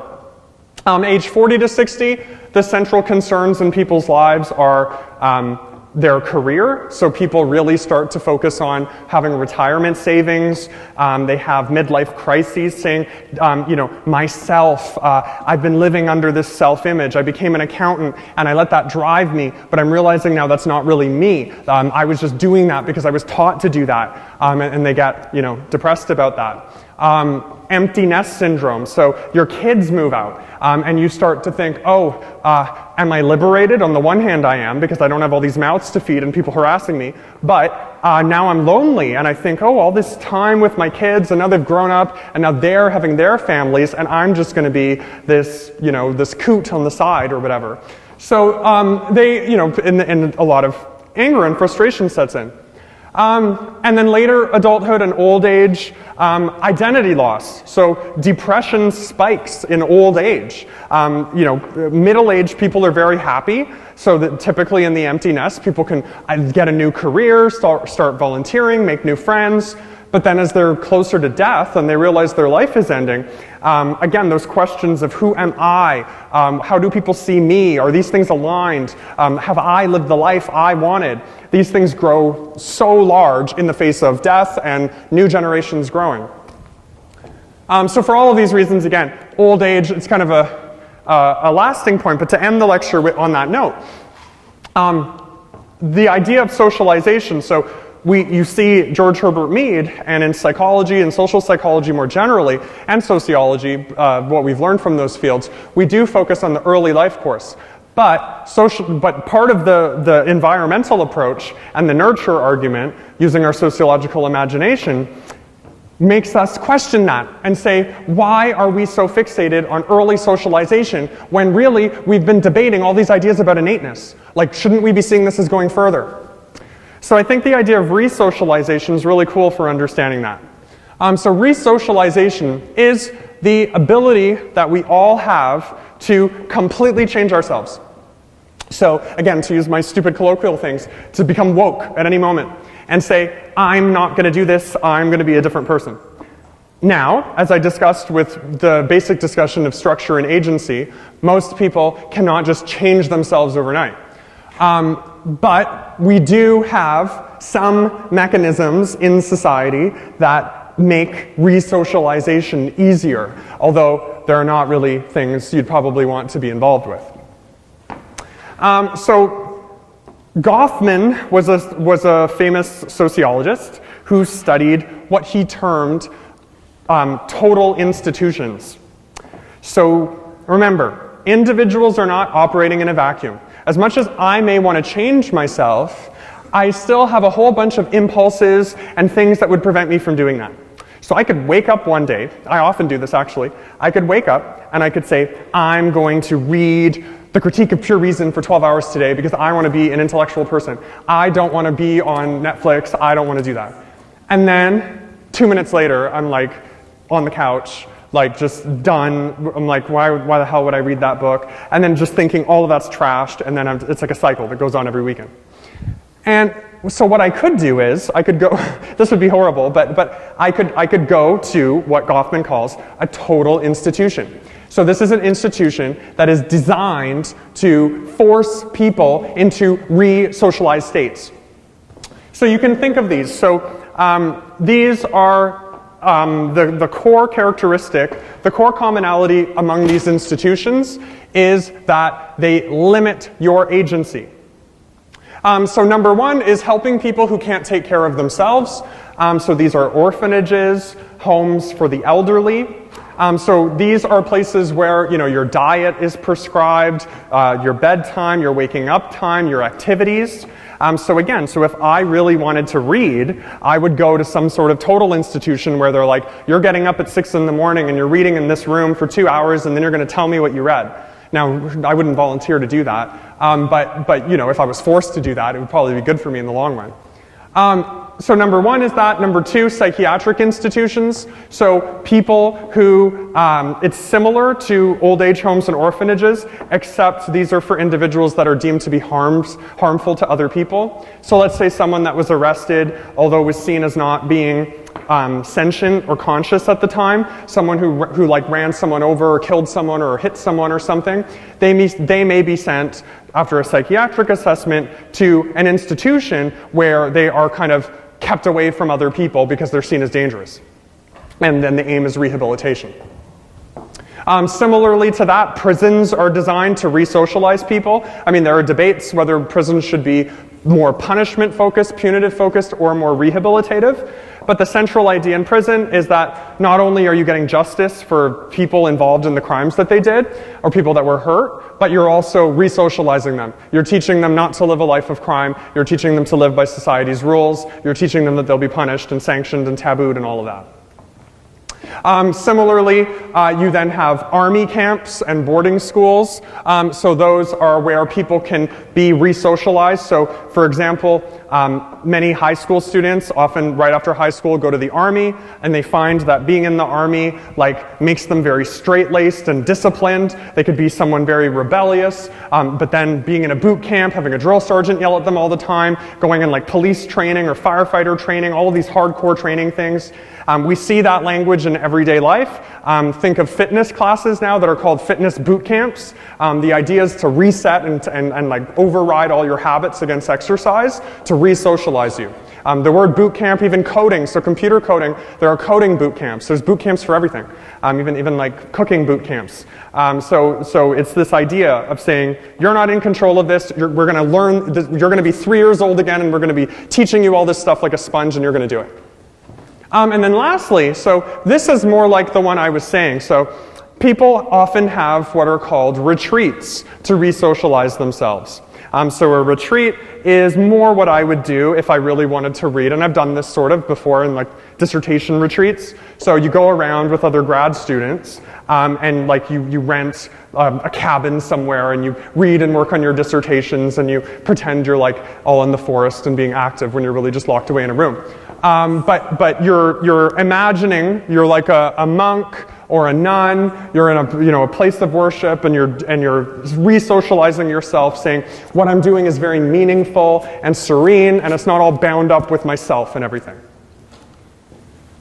So I think again, I'm giving these this might seem a bit random at the end, but what these institutions show us again is that sociological perspective of socialization, saying oftentimes people don't change. Sociologists are clear in that. I know one of the questions was on that.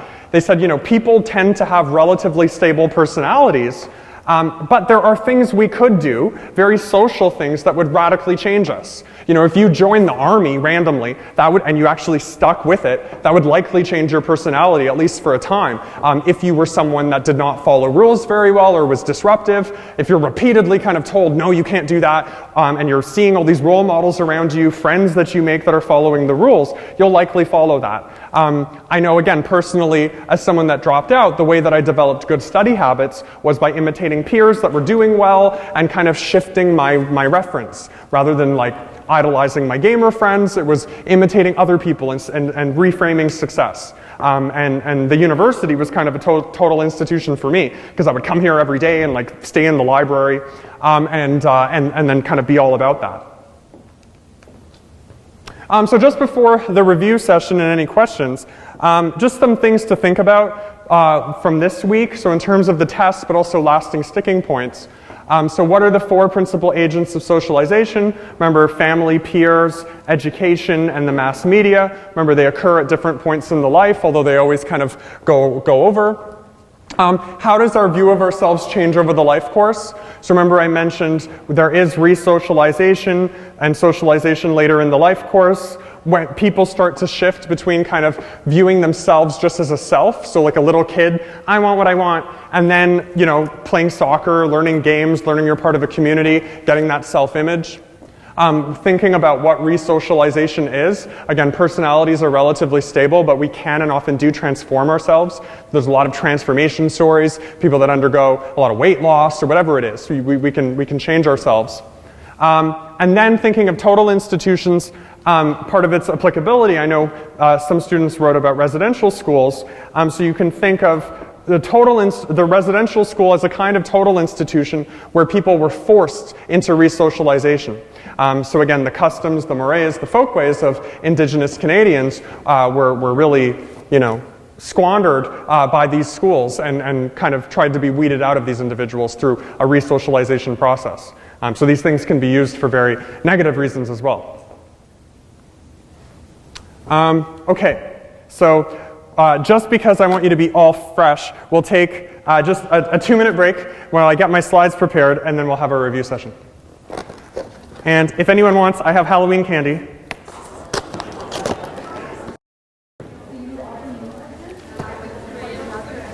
Okay, alrighty. Okay, so now it's fun time. Okay, so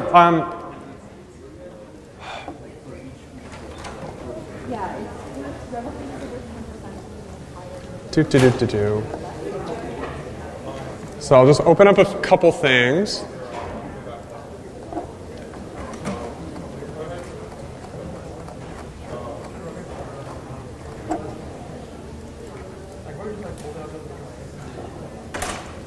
Okay, so first things first. So I'm a student in Sociology.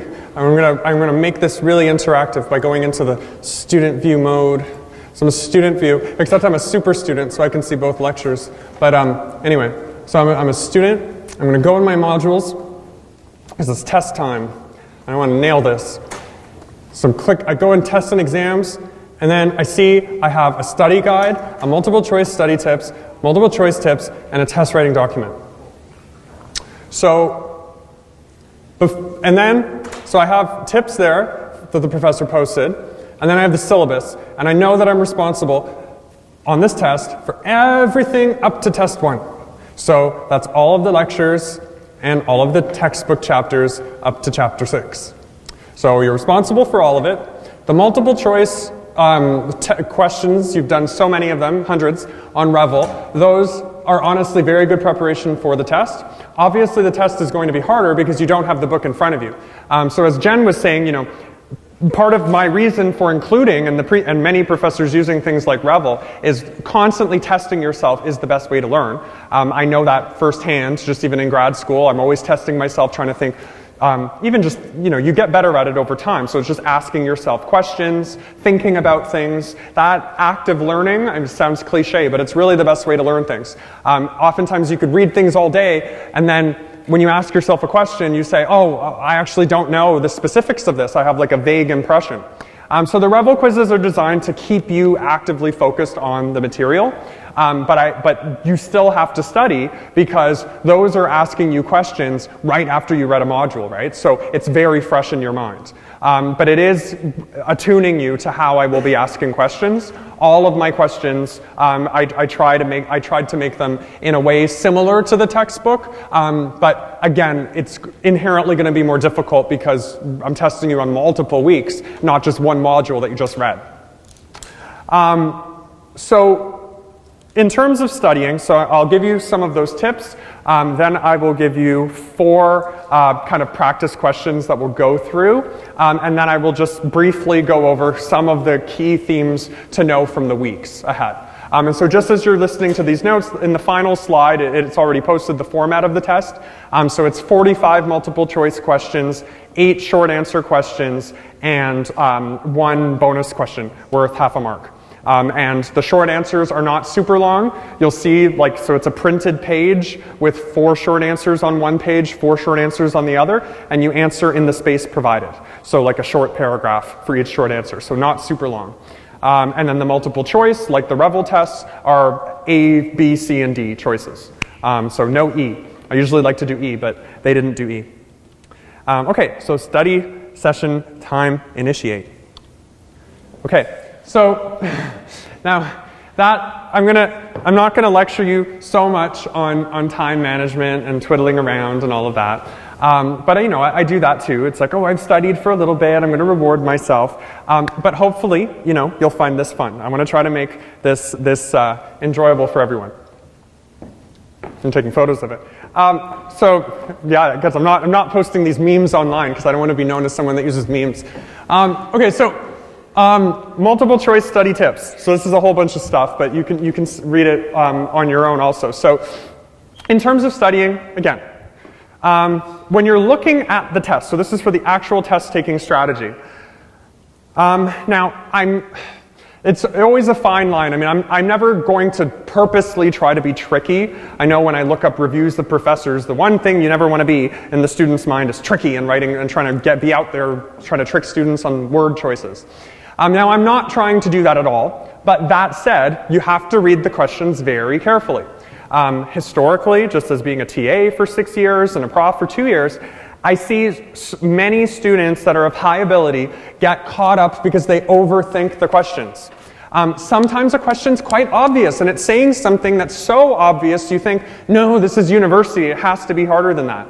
And it doesn't, it's harder than you think. If you've read the material really well, then you've put in a lot of work that many students won't have put in, and something that seems very simple and straightforward to you, that's simple and straightforward because you've studied really well or it's something you really know. So don't second guess and short sell yourself thinking, no, it's too easy. The professor's going to ask something really weird and tricky. That sometimes is the case if you don't know the material. But if you're confident on the material, questions, the way that most professors word them, should be relatively straightforward. Again, unless they're one of those horror stories that's trying to trick people, but I don't think that's most people. So first, these are guidelines just from the university. So when you're reading the question, you want to look for huge giveaways. So sometimes one of the responses will say something that very much limits the plausibility of the response. So words like always, or all, or never, those words, unless you're talking about something totally concrete and specific, usually if one of the options has one of those words, it's overstated. An example, so here's an example, you don't even need to know anything substantively about the topic to try to see this process. And again, I don't have a ton of questions like this, but it's teaching you to critically read the questions, because oftentimes people think a question's really tricky, but it's not, it's just specific. So which statement is true of vulnerable populations? A, they are always at high risk of negative physical repercussions from research. So that means that anytime you research a vulnerable population, they are always at high risk of negative physical repercussions. You could kind of just think right away and say, well, what if the research has nothing physical to it? Like, what if it's just a survey? So that's a bit limiting. B, they may be small in number or considered minority groups. I can't really argue with that. Vulnerable populations, that's usually how they're defined. But C, they are only made up of people under the age of 18. No, you could have a population of drug users or the elderly. So these are just examples. In this class, it may not be totally the right example, but for this question, but you want to think, is the question being extremely limited in scope? Or not. So again, this is a general test-taking strategy just to force you to read the questions extremely carefully. You know, I don't have questions on this test around all of the above and none of the above and all of that, but my other courses often do, and many times people get caught up on things like this. The best strategy I think you can have, but this includes close reading, doing lots of practice tests, like testing yourself, using those flashcards. I'll get to that at the end. I highly, highly recommend the Revel flashcards and matching games and stuff. If you can just do those, really, the quicker you can do those, the more it means you've internalized the concepts, that your sociology me has grown. So when you're answering questions on the day of the test, try to come up with your own answer as you're reading the question. Don't immediately look to the answers below you. I've seen some students do this, which might be helpful. They physically block the answers with their hand as they're reading it. And I do think that probably works. I think try to think of an answer, and then if it's actually one of those answers there, you may really be on the right track. It's not always as simple as that, because sometimes the professor will word a question thinking, okay, I'm asking something very specific. Someone that only read it superficially might think of this. So I'll get to some examples of that later, but it is good, I think, general practice as you're reading. Again, that active reading, think what sort of answer might come up from this question. If you think an answer's right away, so this is what you think, make sure you read all of the options first. Again, answers may be quite similar. So let's say you're thinking of who is seen as the pioneer of symbolic interactionism, and you know that I've mentioned Mead and Cooley, and then imagine Cooley's A, and then you say, oh, it's Cooley. And then it's like, well, no, I've always said Mead was the pioneer of that, right? So if you have to read all of the options. If Mead wasn't listed, then maybe Cooley would be the answer. But if Mead is listed, he would be the answer for that. Same with conflict theory. If I mentioned a bunch of conflict theorists and there was no Marx there, you know, it could have been one of the other people. But if I said who's traditionally seen as founding conflict theory, that would be Karl Marx. So again, don't just go with the automatic thing right away. Look at all of the options and think, is there a better option for me?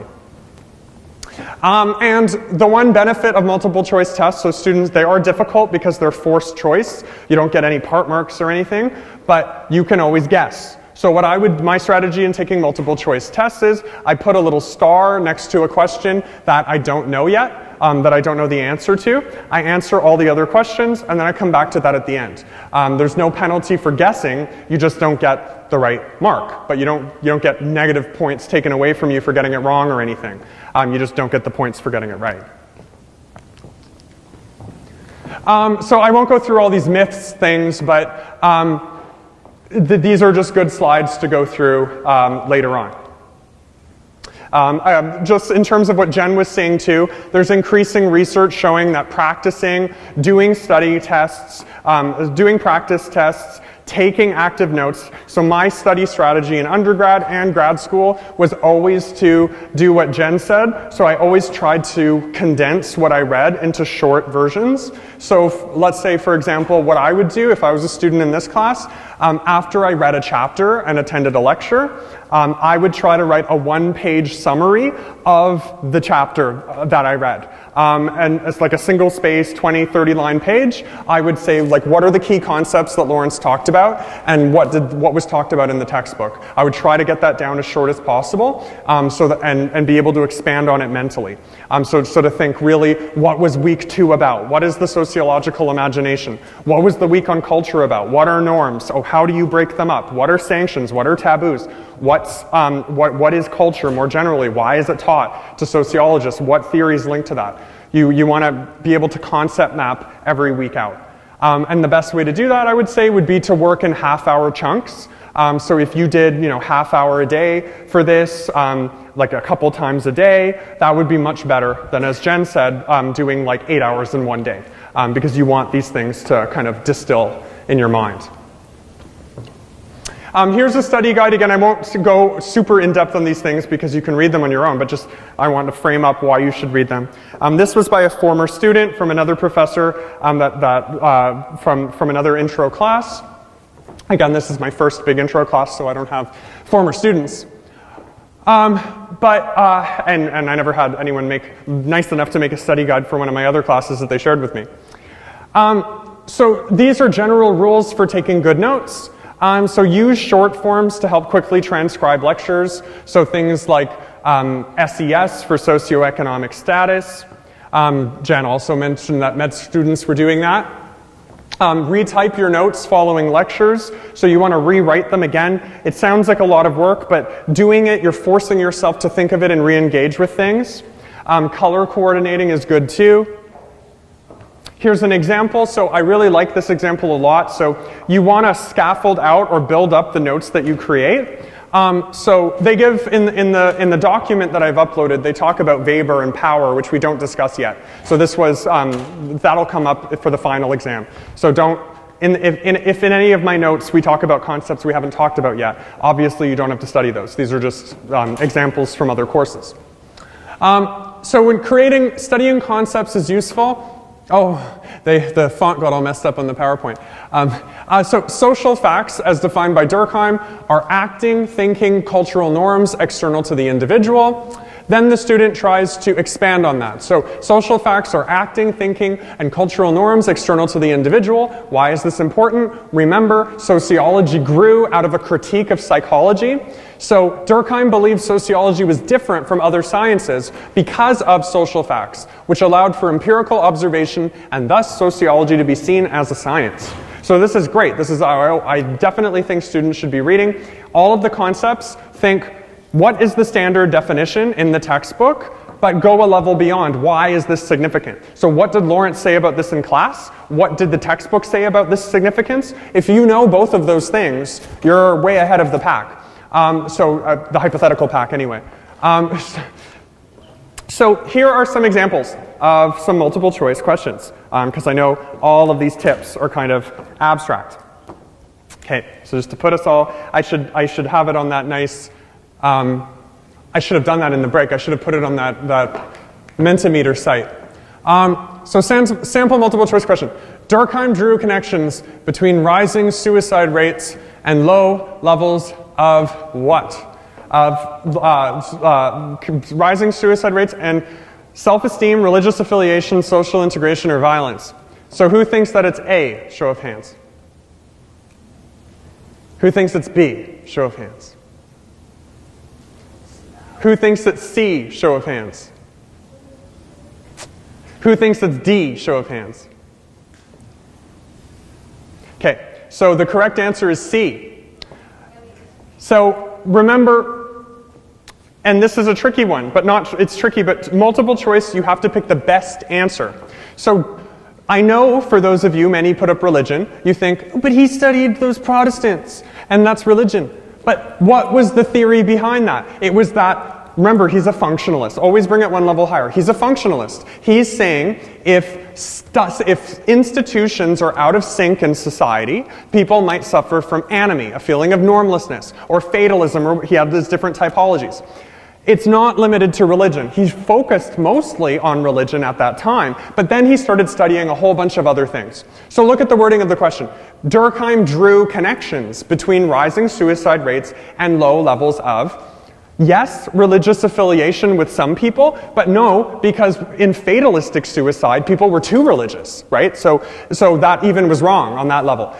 But really what he was looking at was social integration. Religion was a proxy for social integration. So again, don't overthink it. For this one, Durkheim is all about things being integrated. You're overthinking it if you're going to religion, and I know the thought process for some of you, I'm sure. You probably thought, oh, social integration, yeah, but that's vague, like obviously. No, because religion's wrong. So if you actually, it's wrong because of fatalism. So sometimes these tricky ones aren't. I'm not trying to stigmatize anyone that chose the wrong answer. I'm just trying to imagine the thought process. And I know this can be so frustrating because I was a student and I was very open about the fact that I did very poorly on my first Soc intro test. So it's ironic I'm teaching it now. Okay. Yep. Sure. Remember in the rebel quiz, if you do, mistakes, we are losing 3 points. Mm-hmm. Multiple choice question is the same thing in the exam, or are they just how many marks are they? Oh no, great question. So each multiple choice test, so yes, so Revel you have the luxury of having second chances. There's no second chance in this one. You answer correctly the first time or not. So they're worth 1.5 marks each out of the total 100. So the multiple choice is worth 67.5. The short answer is worth 32, and then the bonus mark is worth 0.5. So you can only answer once. So the Revel was, again, to give you more practice. This would be a very unusual course if I let you do multiple tests and multiple answers, and it's not electronic, so I can't do that. But good question, yes. Okay, question number 2. Who argued that historically black women's identities have been erased? Harriet Martineau, Dorothy Smith, Michel Foucault, or bell hooks? Who thinks that it's A? Who thinks that it's B? Who thinks that it's C? Who thinks that it's D? Okay. Yes, so bell hooks was a third-wave feminist, and she was in dialogue with Dorothy Smith, remember, Dorothy Smith was doing a sociology for women, or a women's sociology. She was a second-wave feminist who thought we need gender emancipation, we need to do things from women's perspectives. Bell hooks, on the other hand, also wanted female emancipation, but she said oftentimes these attempts to have wholesale women's movements and women's emancipation don't do justice to the realities of racialized women's lives. And so she looked at the black community as a black American herself, and she said historically black women have not been studied. So Dorothy Smith looked at women in general, and then bell hooks looked at black women more in particular. And she said black women were lacking an identity in the academy because, again, they've been marginalized from it. So again, don't overthink this. This is someone that's talking about black women's identity, and, you know, I'm listing 4 names, and you can think, well, Harriet Martineau, she was the translator of Comte and who did like very early sociology in the 1800s, and she was white, so it's very unlikely that she'll be doing that. Dorothy Smith, maybe. She was around the right time period, but she was also a white woman, and she was interested in kind of all women's stuff. Michel Foucault was a power theorist, and so he very unlikely will be talking about the erasure of black women's identities, unless he's talking about the erasure of like all subordinated identities. But bell hooks is most likely to talk about that because she's actually a leader in black feminist thought. So if you remember the name, then that makes it simpler. Okay, so one that maybe is tricky, potentially. Which of the following is not a defining feature of culture? A, culture is learned. B, culture is shared. C, culture is transmitted. D, culture is human and non-human. So who thinks that it's A? Remember, this is not a defining feature of culture. A, B, C, D. Okay. So why is it D?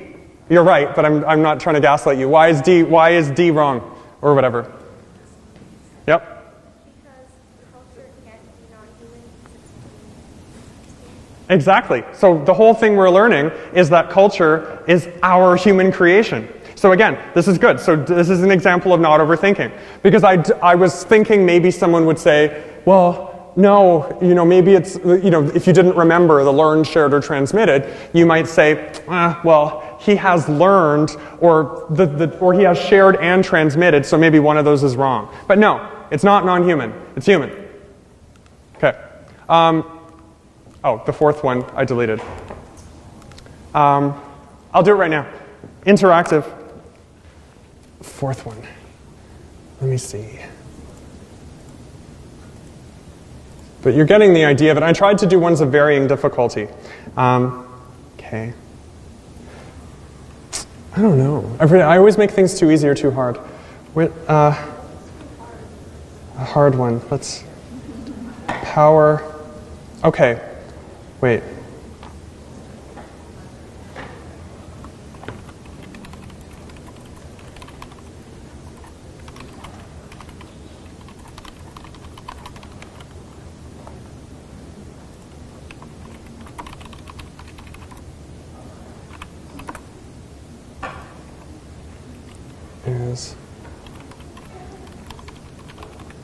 What's the other one?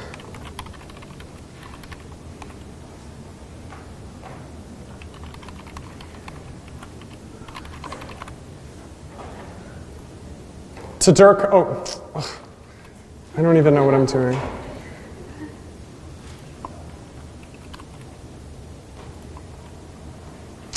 Too long.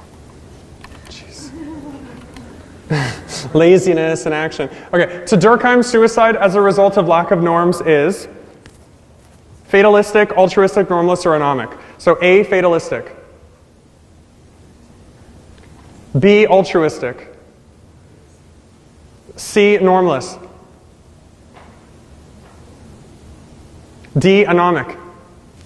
See, I tricked you, it was anomic, because I told you not to be too, so normalist, that would be an obvious interpretation of lack of norms, but there would be a norm there, and the norm there would be what he calls anomy, which is meaning you're living in a society where norms are all shaken up, and you're confused about what role to go into. Now, that's to prepare you for a more challenging one, because I know I just asked you that. You just see the path dependency of the mind. Oh, okay. Culture.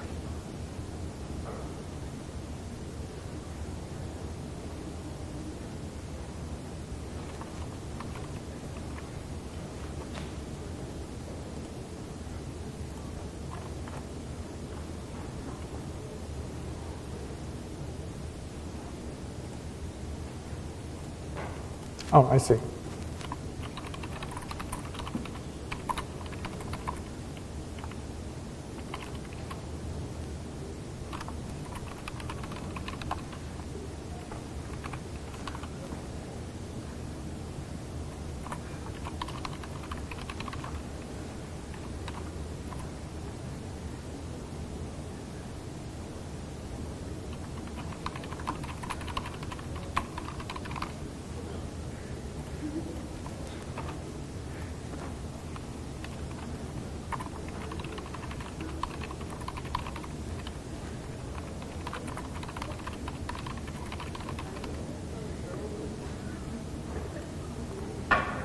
Which of these represents a macro approach?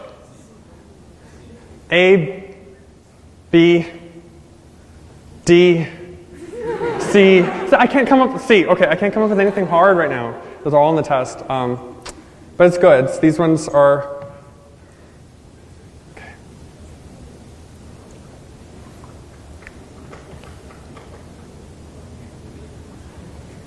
I'm losing it.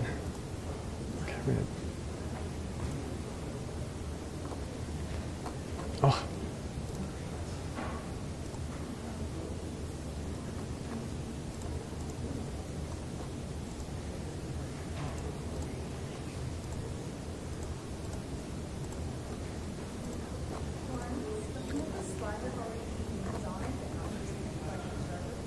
Yeah.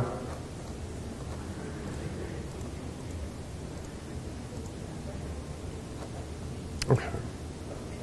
Well, so let me do the next part then. I'm all confused.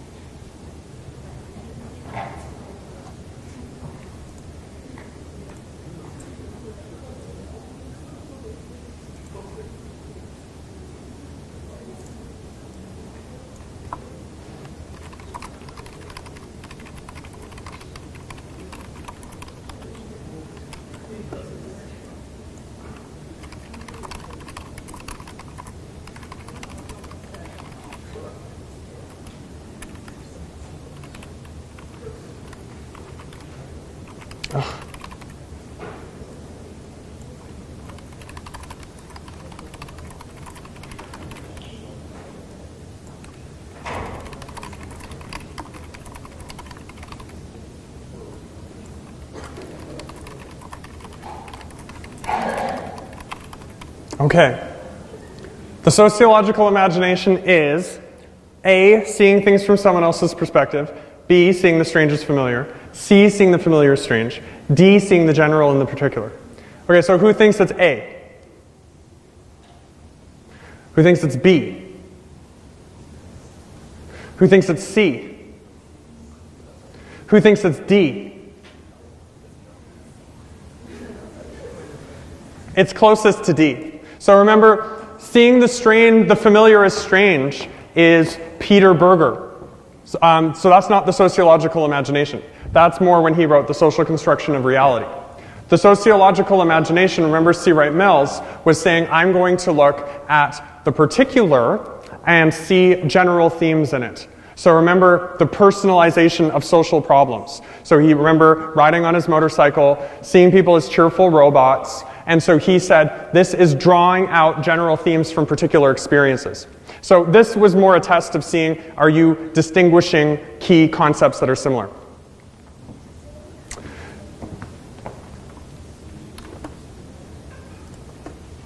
So let me just...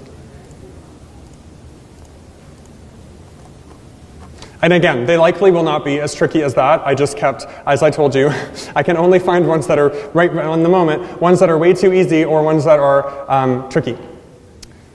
So let me see where I wrote. Yeah, so, and this is a good moment for a study tip. So remember here, so I have a slide on the sociological imagination. So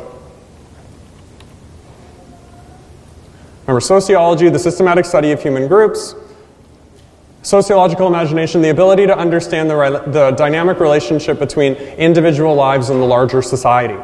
So remember, it's that idea of seeing the general in the particular. So you look at individual lives. So personal troubles from individual challenges, social issues caused by social factors. The trick is to see how personal things are caused by larger social issues. So, and again, questions like that can seem tricky, but think, what is the point of sociology? Remember, the core kind of thing we're teaching is the sociological imagination. And that's not just seeing the familiar as strange. That's cool. It's cool to give yourself like crises and see things as odd and different. But really, we're trying to see, remember the whole debate with psychology early in the formation of the field. We're trying to see how things that seem specific have general patterns to them. So go one step back and think always, what are we trying to see?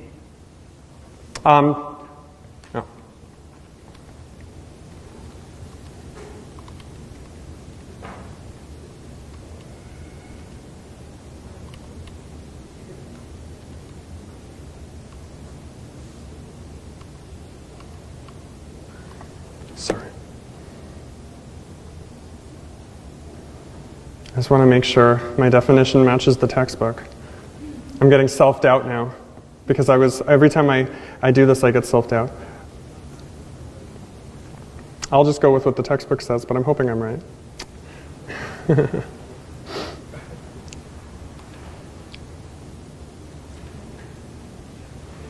Yeah. So that's what I meant by being too hard, because it says in the textbook, C. Wright Mills' term for the ability to perceive how dynamic social forces influence individuals' lives. So that's why, again, I would be more careful in writing the test, because I made this test quite a while ago, like about a month ago, with everything I've been teaching and revising it with my lectures. So I would have a definition that's much more standard from the textbook. But that's why here, because even here you could say, well, Peter Berger said all of them, so all of them are wrong. But this is a good example of, if you see a question where none of them seem 100% right, pick the best one. Because sometimes a question will be a bit more interpretive.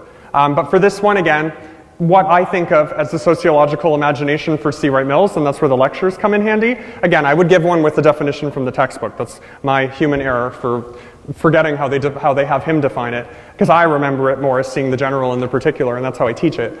But to me, that's similar to seeing how individuals' lives are shaped by social forces. That's more similar than seeing the familiar as strange. Again, I will not try to trick you with things like that, but that's just a harder example to think of these themes. Okay. Oh.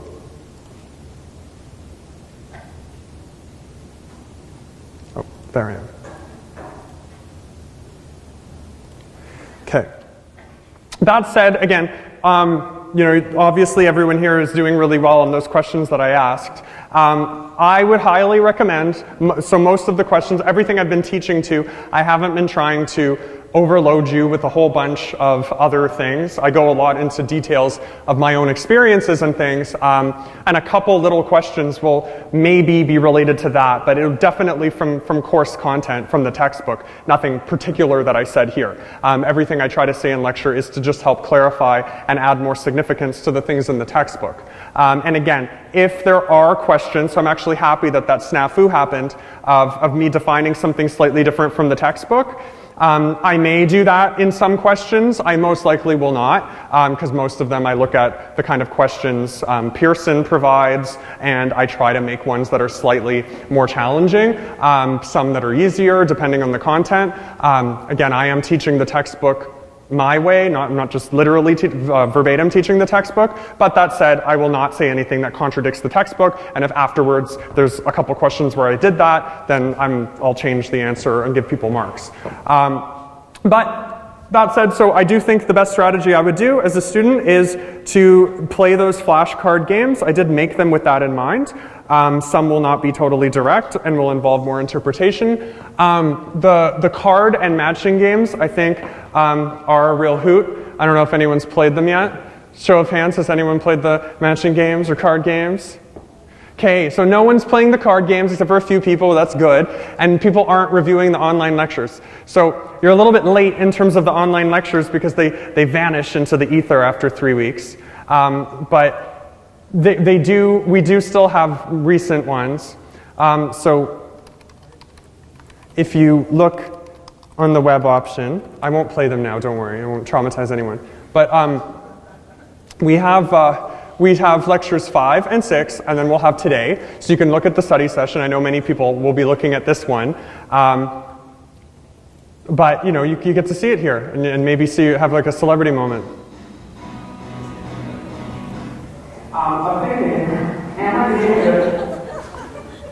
I'm the one that's traumatized, so I don't want to see that. But you can go online and see that. Oh, and little do you know, so last week was a special week because I was actually having a teaching evaluation. There was someone in the room evaluating me. So that's why I think I was a little bit more frenetic than usual. And I noticed when I watched it, I was like, damn it, of course the one day I'm being judged, I give off the wrong self-image. Because I knew her being in the room, I just was all freaked out. But anyway, so play the matching games. Try to think, what are the main things I'm trying to teach? So chapter 2 and week 1 and week 2, I'm really trying to hammer in what's the sociological imagination? What is it that sociologists do? The way I frame that question of seeing the general in the particular, that is what sociology was all about. So I'm really not going to try to trick you on things like that. So remember C. Wright Mills, in dialogue with previous sociologists, essentially he had many of the same concerns that Dorothy Smith had. He was upset that people were like, we figured out what sociology is, how to study the world, but at the same time no one's really hearing about sociology, and he's seeing all these cheerful robots. Sociology developed in that context. Micro and macro methods are two ways of seeing the world and gathering empirical data. And depending on the kind of theory you use, you may be more likely to do macro or micro or quantitative or qualitative.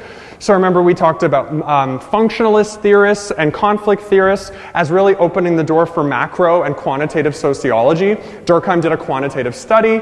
He said, you know, we don't need to interview people, look at their brains, we can look at big social patterns. So macro is really what started sociology. Then, as we said, okay, we have this handle on this, but we're listening to critics like Dorothy Smith and C. Wright Mills.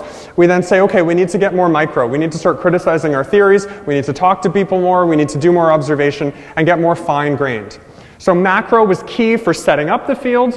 Now, then micro came in to criticize things, and now we use both based on the research question we have. So do I want to know there's a gender pay gap? I'll do quantitative. Do I want to know why and how and for whom and by what processes and how people feel about it and all these other questions, I'll do qualitative.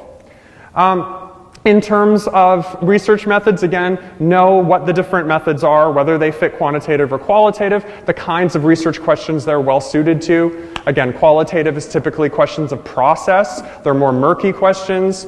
Quantitative are more simple, kind of one answer numerical things. So like a pay gap or demographics or whatever. And those are linked to the theories you're using. So symbolic interactionism tends to be micro, tends to be qualitative, because like in my own work, when I was interviewing people about their career failures and identities and all of this, that would be very hard to ask people in a survey, because I have to probe people and ask them all sorts of things. And I don't have all the questions made ahead of time. And then in culture, remember we had all those binaries. We had basically material culture, non-material culture. As sociologists, we're obviously more interested in non-material culture, norms, values, beliefs. We broke up we broke up norms into folkways and mores, folkways, mores, and that was values, I think. I can't say I would fail. I should have played that damn matching game because I'm forgetting the third term now. But that's why I opened it. See, what kind of hypocrite am I? I'm telling you to test these things, and then it's too many things in my mind. What is it? Laws, of course, obviously. Durkheim studied laws, so he studied norms, laws like thou shalt not kill. So I mean, I can talk about this, but anyone forgets things. That's what I mean. Obviously, if I had the test in front of me, I would know to write that. But anyway, so in culture, remember we had non-material and material culture, and obviously we study the invisible things. Folkways, mores, laws are components of norms. These are just examples. So you want to think of any of the major concepts I talked about, and if you can draw little maps like that would be perfect. Just an example of that, I didn't put it on the slide because it'll be something that's more closer to the example the student uses. But she does a great example here of a concept map. So looking at Weber's definition of power, which again we'll discuss later in the term. As I said, every intro sociology class kind of goes over the same terms. This I thought would come earlier in the term, but it comes later.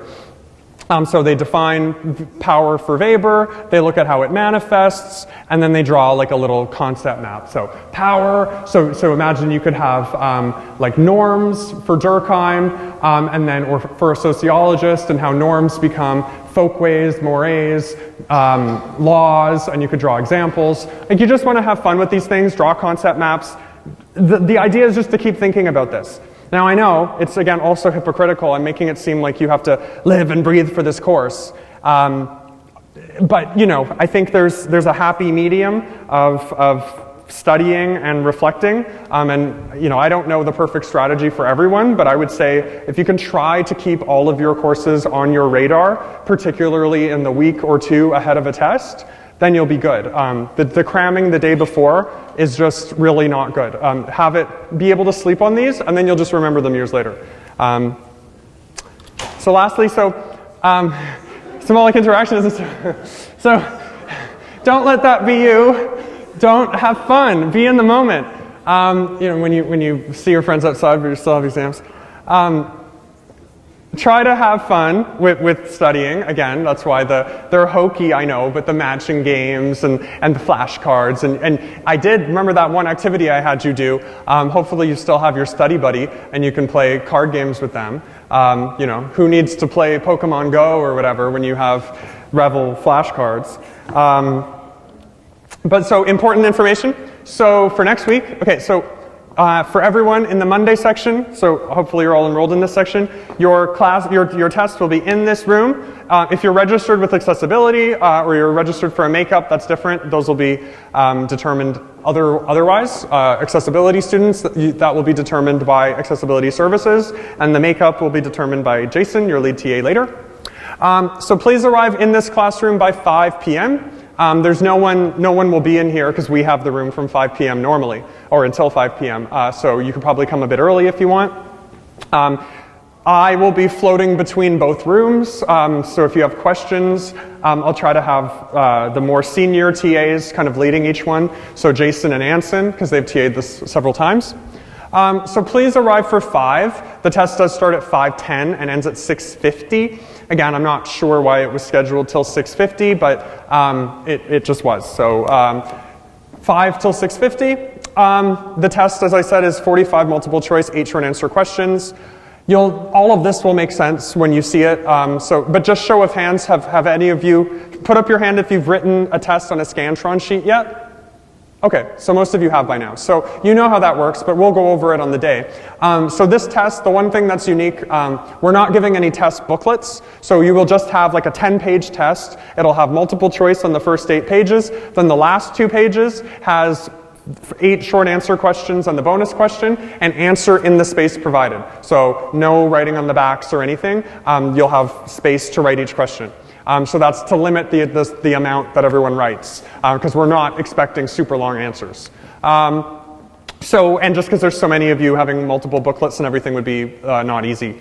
For planning the short answers, so the examples that were given in tutorials, you can think of other things, like I talked a lot about like the impact of social crises on sociology, so political revolutions, industrial revolutions. So you could just think of some of the things I talked about, if you had to explain what is the sociological imagination, what does it mean to see the strange and the familiar, what are material and non-material culture, just think of those things that I talk about a lot, and some of the things that are in the textbook that I haven't talked a ton about. I will be testing everything, but mostly the things I kind of talk a lot about.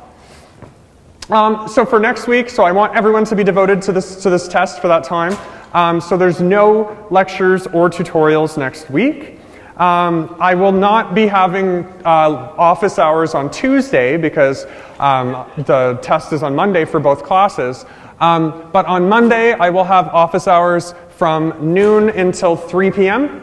So MW320, I'll be there for 3 hours. So any questions about anything, please pop by. And then after 3, I'll be kind of getting all the tests ready and everything. But yeah, so until then, good luck. You have 1 week to do this. So again, nothing is due next week. There's no Revel, there's no assignments. Revel and all of that resumes the following week. So any questions about anything, please email me or your TA, and have a great week. Hi.